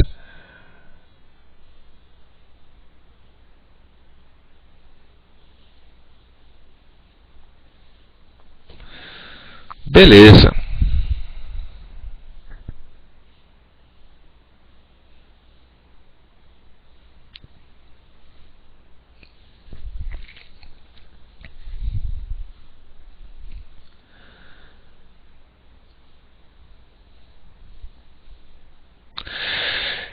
Você pega algumas literaturas, Klaus, que dizem o seguinte, né? Não, endereços Ncast use mais para roteamento. Mas eu já vi algumas implementações, por exemplo, para DNS. Agora, se dizer uma empresa que usa, que já tem isso, o case mesmo, eu vi algumas coisas na net.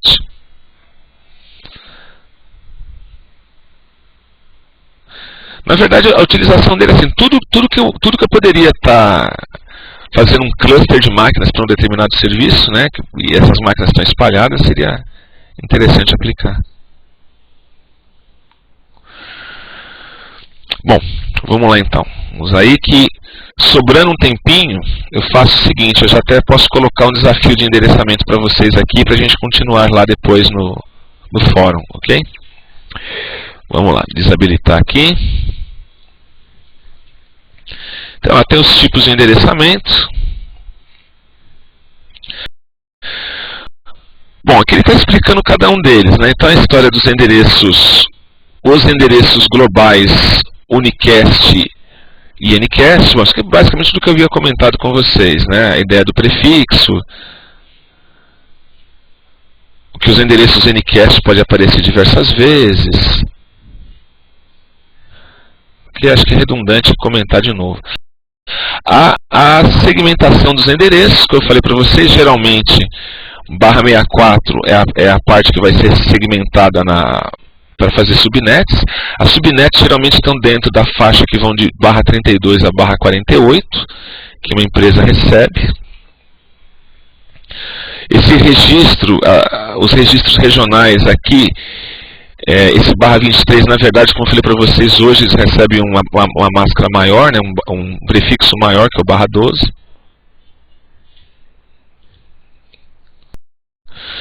E aqui o formato, como eu havia comentado com vocês, os endereços link local FE80, geralmente você consegue identificá-los por FE80.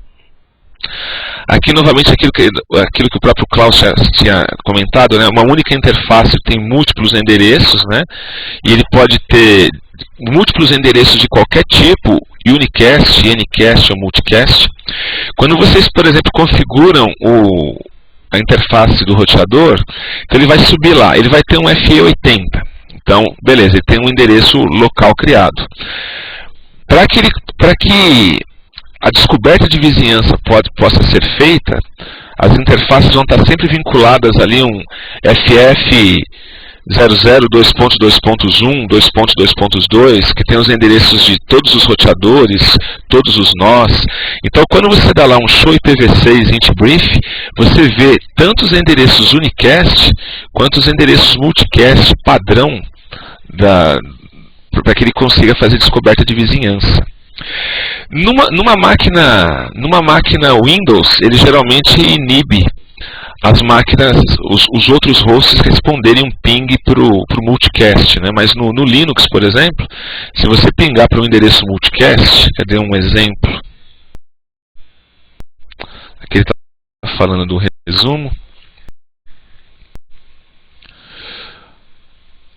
Mas se eu pingar para o endereço ff00.2.2.1, que são todos os hosts, por exemplo,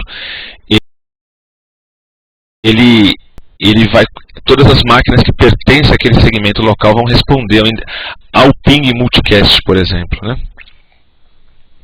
Aqui um pouquinho mais com relação à faixa de endereços, né? Como é que é feito o mapeamento do endereço MAC na interface. Isso é uma coisa que aparece também para a prova, uma coisa que o Odon cobra lá no Study Guide, mostra no Study Guide, é interessante ver. Então o que acontece aqui? Prefixo, ele sugere que você sempre separe os 64 bits para host, como a gente já havia comentado. Para quê? Para que ele consiga fazer a atribuição automática nesse espaço. E você deixa a parte de subnet local para esses bits do meio, né? Para os bits que estão anteriores aos 64 bits de host. Como é que funciona então a história do EUI64, né? Quando você vai configurar uma interface, então vamos imaginar que você entrou int f0/0. Aí você vai dizer qual que é o endereço V6, qual que é o prefixo V6 que você vai colocar na interface. Então você coloca lá IPv6 address 2001 2.0db8 2.2./64. Então os primeiros 64 você definiu no braço. Os outros 64 ele consegue gerar. Como é que ele faz isso? Então aquela história lá, eu tenho um MAC que são 48 bits. Então acho que fica mais fácil a gente entender colocando aqui. Imagine que eu tenho um endereço MAC 01, 02. Olha que MAC criativo meu, né? 01, 02, 03, sei lá.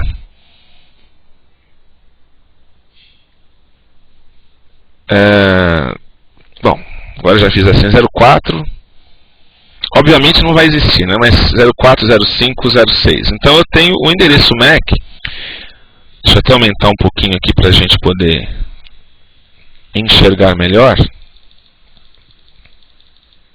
Pronto. De preferência aumentar os dois, né? Vamos lá. Então, vamos imaginar que a máquina tem esse MAC.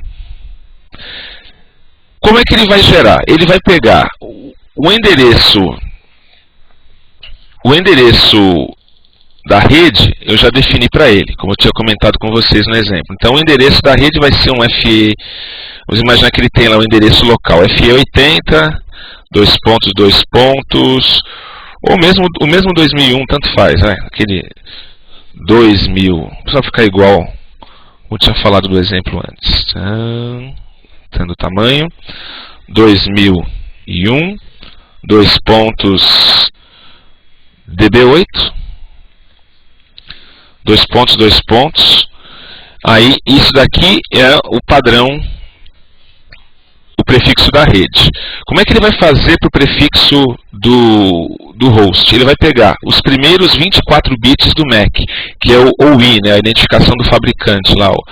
Então eu vou colocar 01, 02, 03.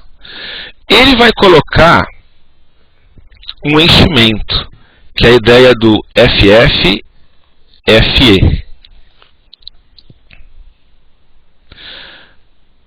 Então aqui, 01, 02, ele vai colocar separando entre 16 bits. 01, 02, aí coloquei lá 03. 01, 02, 03. Aí vem o enchimento. O enchimento sempre é padrão. FF, FE. E aí eu continuo lá. 04, 05, 06. Então isso daqui é o que seria o meu endereço que ele colocaria na interface. Tem um pequeno detalhe, na verdade, que é o seguinte, né? O 7º bit do nosso, por exemplo, 01 aqui, ele sugere que ele pode alterar isso aqui. Ele pode, se o 7º bit que está aqui for 0, ele coloca 1. Se o 7º bit for 1, ele coloca 0. Ele consegue inverter ele inverte o 7º bit aqui. Mas, a grosso modo, né, quando caem os cálculos para fazer a descoberta lá, quando você coloca EUI64 no final do comando para que ele gere o endereço, ele faz algo assim. O prefixo você dá, o MAC ele quebra, aproveita as duas metades e coloca um enchimento FFFI aqui no meio. Ok? Deixa eu habilitar o chat. Tudo bem até aqui?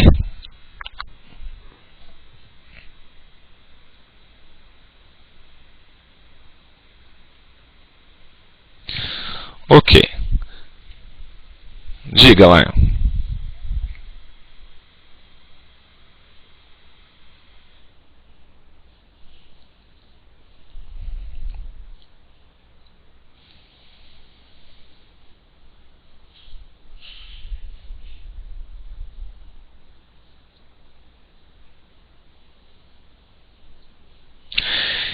Então, como que é o endereço? Como que é o MAC address nas VLANs? Por acaso as subinterfaces, quando você coloca a subinterface, elas não têm um MAC independente, né?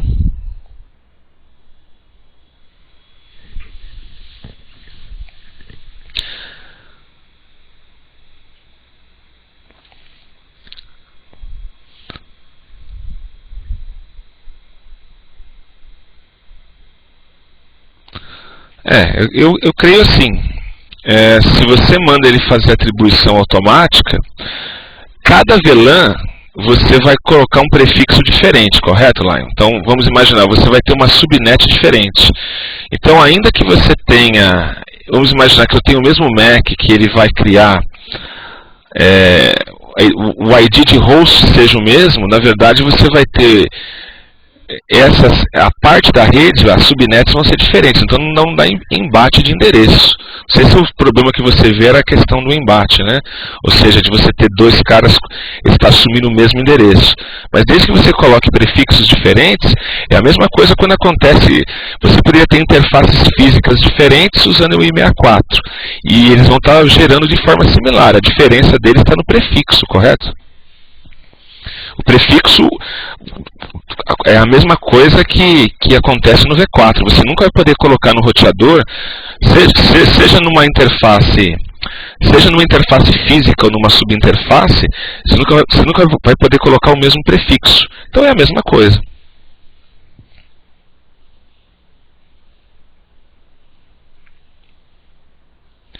O host é o host pelo MAC. Que na verdade o host é Você falou o host o que? O host do... a máquina do outro lado da VLAN.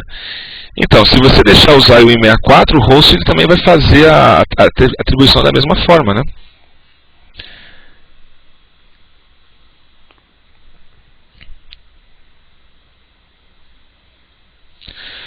Lembrando que o que acontece? Você não tem apenas EUI64, você não vai ter apenas EUI64 para estar definindo os endereços. Você tem essa atribuição automática, a gente chama de stateless, ou seja, a interface aprende sozinho.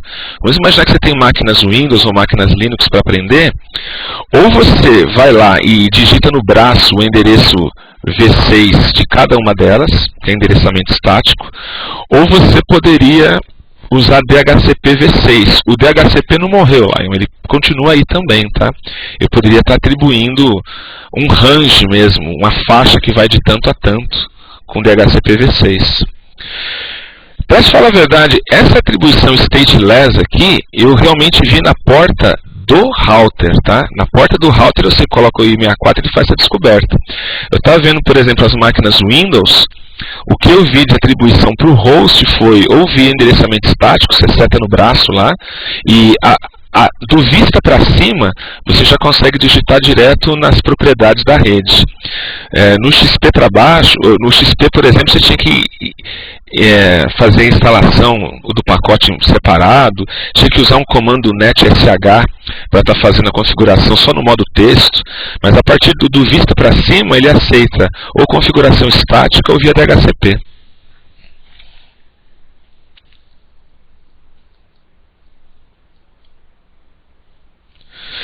O DHCP realmente, se você tem o stateless, ele não necessitaria, né? Ele consegue aprender.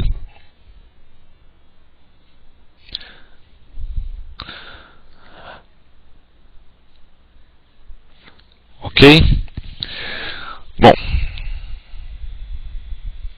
Aí qualquer coisa, Lion, se você quiser depois colocar, de repente, essa fonte que você viu a respeito do uso ou não do DHCP lá no fórum, seria interessante, cara. Você coloca, a gente pode discutir isso melhor lá.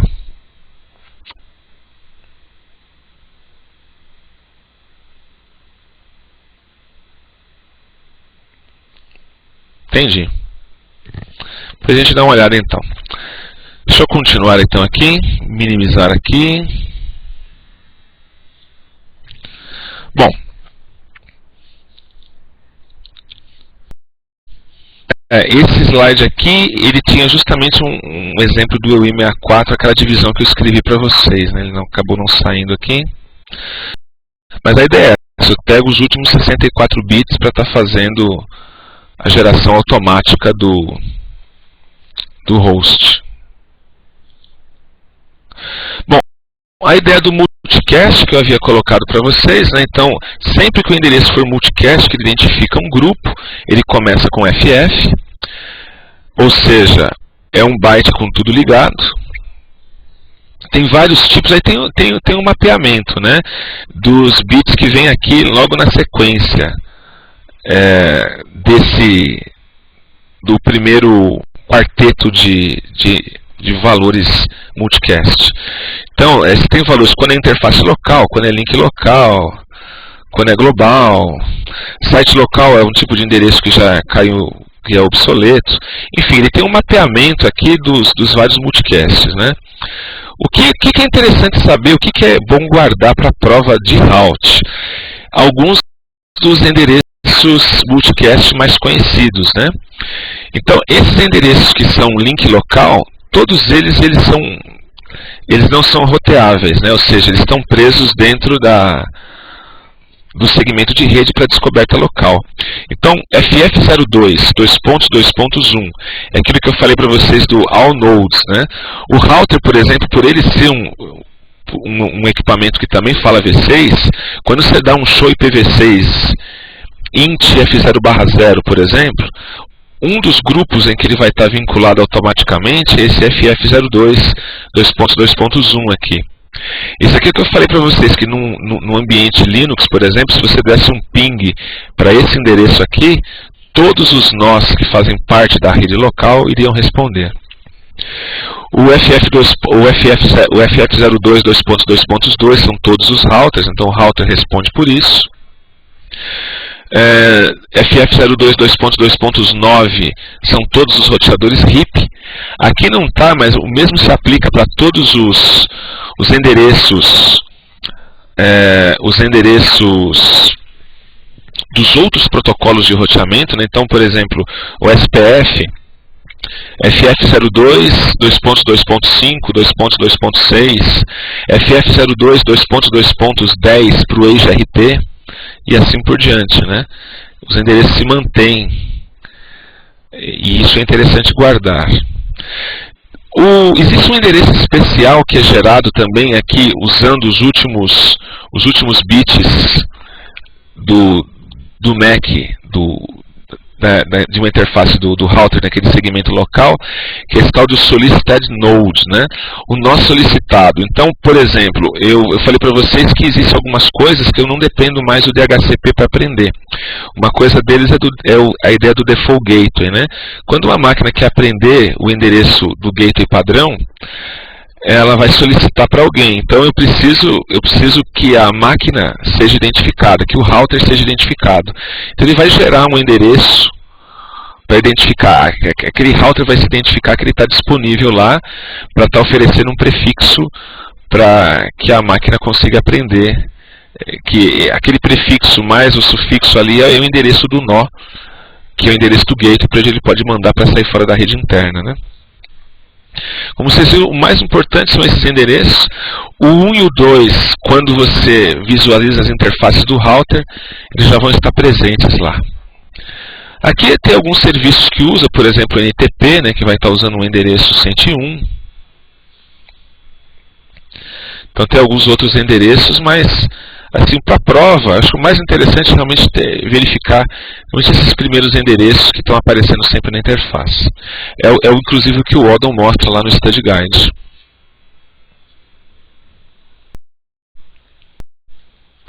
Então aquele mapeamento que eu havia comentado do endereço desse nó solicitado, né? Ou seja, os vizinhos solicitam, eu quero descobrir o roteador, por exemplo, para receber o gateway. Ele pega o prefixo, ele pega os últimos 24 bits de um endereço unicast, como por exemplo o endereço da FAST do router, né? Seria aquela parte, os últimos 24 bits, a última parte do endereço MAC, o número de série do MAC, nesse caso aqui.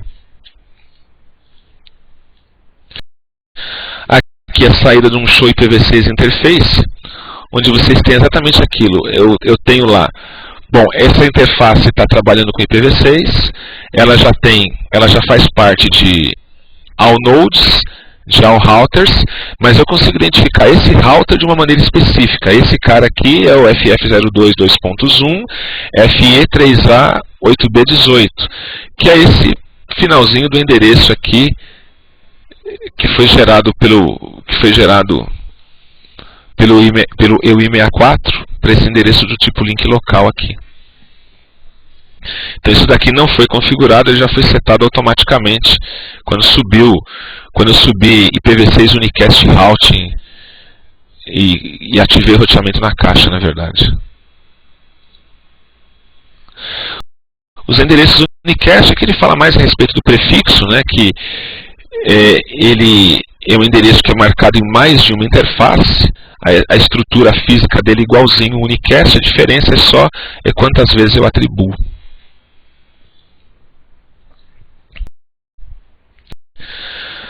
A configuração, quando ele consegue gerar um endereço automaticamente, ele chama isso aqui de Stateless Auto Configuration. Se eu usar um endereçamento DHCP, se eu levantar um DHCP v6 que ainda existe, ele seria um Stateful Configuration, né? Porque na verdade o DHCP ele guarda o estado, né? Ele guarda, eu aluguei o determinado IP para tal máquina por tanto tempo. Então o DHCP ele tem um controle de estado daquele endereço que foi atribuído para a máquina. No caso da autoconfiguração stateless, não, ele gera ali, né? Na verdade, o que acontece? O Lion, que deve ter feito ali o curso do NIC, né, ele explica bem essa história.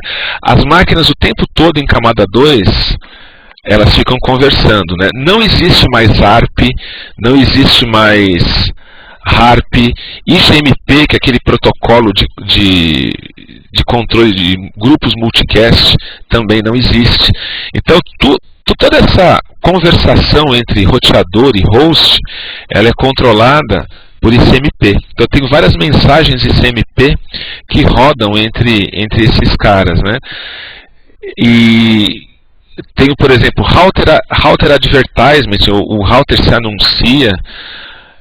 O host solicita um router com router solicitation, o vizinho se anuncia como neighbor advertisement, ele procura descobrir o outro com neighbor discovery. Então tem toda uma mensageria de camada 2 diferente que ocorre aqui no IPv6.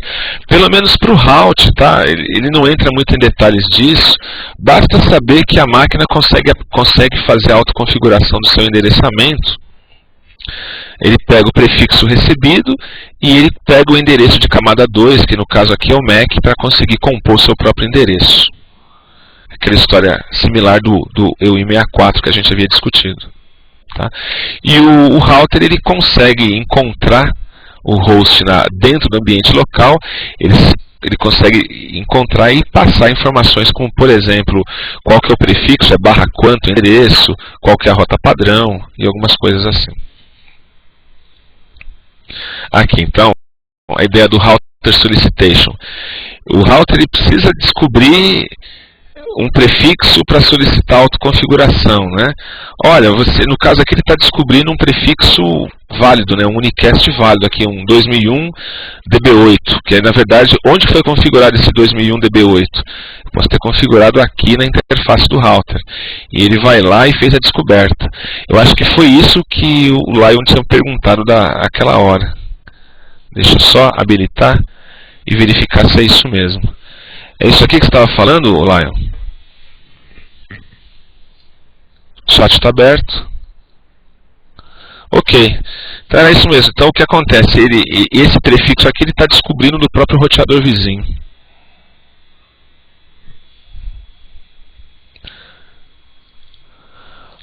O router se anuncia também, né? Então ele vai se anunciar com um router advertisement para que ele consiga aprender o que é necessário do equipamento aqui no enlace. Uma coisa que é interessante notar, né, isso já nem tanto questão da prova de IPv6, mas uma coisa para a gente tomar cuidado é que em camada 2 o IPv6 não é nem um pouco mais seguro do que o V4, tá? Então, vocês sabem, por exemplo, que em camada 2 você pode fazer spoofing de endereço com V4, tá? Imagine que, eu quero descobrir quem é que é o gateway. Então antes no V4 eu fazia um ARP. Olha, quem é o endereço, qual que é o endereço MAC do gateway tal, né? Então, se tivesse alguém no meio do caminho ali que respondesse dizendo sou eu, mas não é, tem algumas ferramentas tipo DSNIF, tinha uma série de ferramentas que conseguiam fazer com que eu tivesse um homem no meio aqui e fizesse ataques de invasão usando camada 2. Os mesmos problemas que existiam antes no V4 existem no V6 também, tá? Então, pelo menos o IPsec, por exemplo, a autenticação, a criptografia que existe no V6 é a camada 3 para cima. Camada 2 as coisas continuam do mesmo jeito. Não tem uma tabela ARP, mas tem uma tabela de vizinhança, tem um neighbor, tem uma tabela de vizinhos ali também, que existem ferramentas hoje, inclusive, que conseguem fazer spoofing em camada 2 de V6. Isso é uma das coisas mais vulneráveis, porque não tem autenticação aqui, né? Em nível 2. Bom, aquela história de mobilidade IP que eu falei para vocês, também é uma coisa que para a prova de route também ele praticamente não cobra, né? Mas a ideia é o seguinte: eu tenho uma máquina aqui que está conversando com outra e estão na mesma rede local. Só que esse nó pode ser um nó móvel, né? Acho que o exemplo dos aparelhos celulares V6 acho que é mais fácil de ver, né? De repente o cara ele saiu de uma rede local que ele estava se comunicando com o vizinho dele e ele foi para uma outra rede, foi para uma outra localidade. A máquina ela pode continuar mantendo peer, né? A conversa que ele tinha com a máquina local, como se estivesse lá dentro da rede local, né, no espaço da rede local, e ele pode estar conversando com outra máquina no outro segmento em que ele está, porque ele vai manter os dois endereços. Aquela história de ter dois cabeçalhos, né, tem um cabeçalho básico, tem um cabeçalho estendido para outras características, também é útil para isso. Eu posso então estar conversando ao mesmo tempo, né, eu estar na verdade em duas redes distintas, né, e eu não ter, por exemplo, a interrupção do serviço, né, vai ser transparente. Para quem estava conversando comigo na rede local, na nossa rede de origem, para quem está conversando na minha nova rede ou na rede remota, vai ser transparente isso.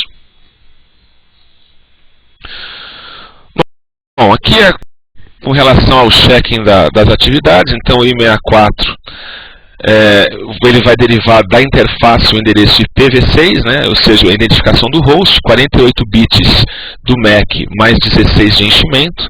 O enchimento padrão é sempre FFFE. Isso é importante guardar para a prova. Endereço de link local só é usado dentro do escopo local, para que os vizinhos consigam se enxergar, aprender-se, né? Descobrir um vizinho.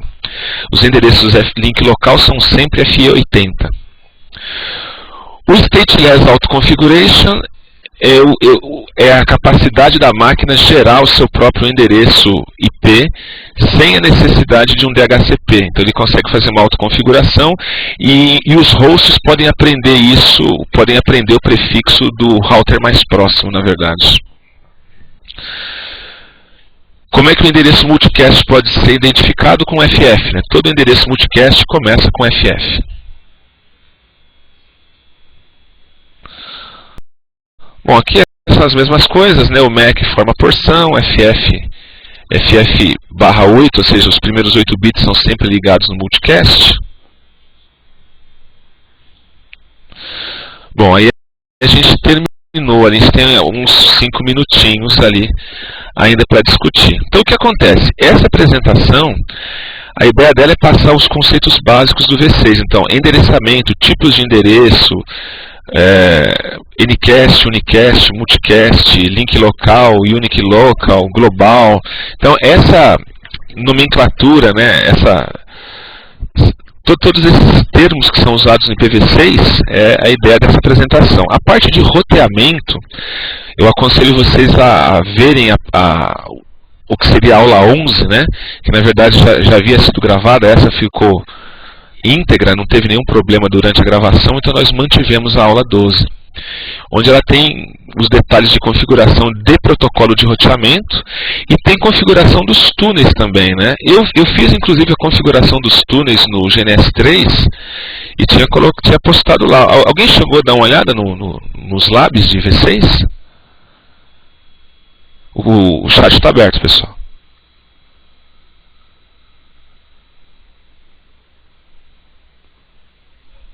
Então, seria interessante vocês pegarem depois a sequência dessa aula e darem uma olhadinha lá nos labs.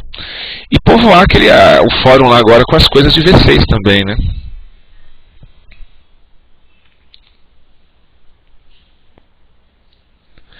Ok, pessoal, eu acho que assim, em termos de qualidade do áudio, acho que pelo menos acho que está satisfatório, né? Pelo visto. Aí vocês acompanharam todas as 2 horas. Dá para entender nitidamente, então? Bom, espero que tenham gostado dos exemplos também. Uma coisa que eu peço para vocês, ó, nós estamos com um quórum um pouco baixo por conta de que foi feito num dia de sábado, né, a regravação, mas eu achei mais interessante fazer a regravação com vocês aqui participando do que eu ficar sozinho ali, né? 2 horas, como o Filipetti fala, ficar falando 2 horas sozinho é muito solitário, né? E vocês enriquecem muito mais a aula com a participação aí. Quando eu terminar a aula, eu peço que vocês façam aquela avaliação de fim de curso.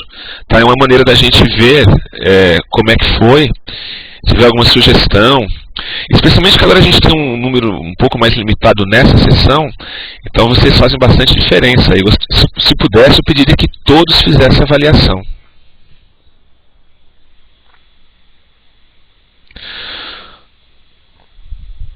Ok, pessoal, acho que então basicamente é isso.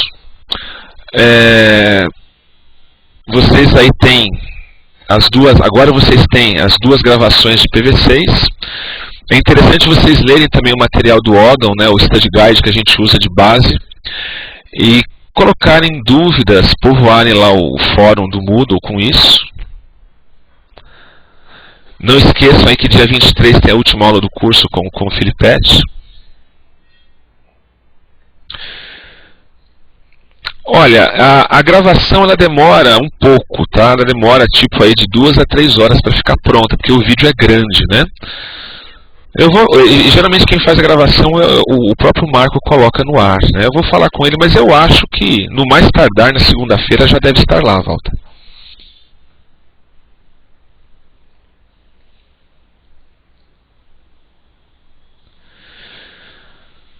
Tá ok, pessoal? Então eu acho que é só. Agradeço aí a participação de todos aí por ter ajudado a fazer a regravação aí. E nós nos conversamos aí no fórum do Moodle. Boa noite a todos aí.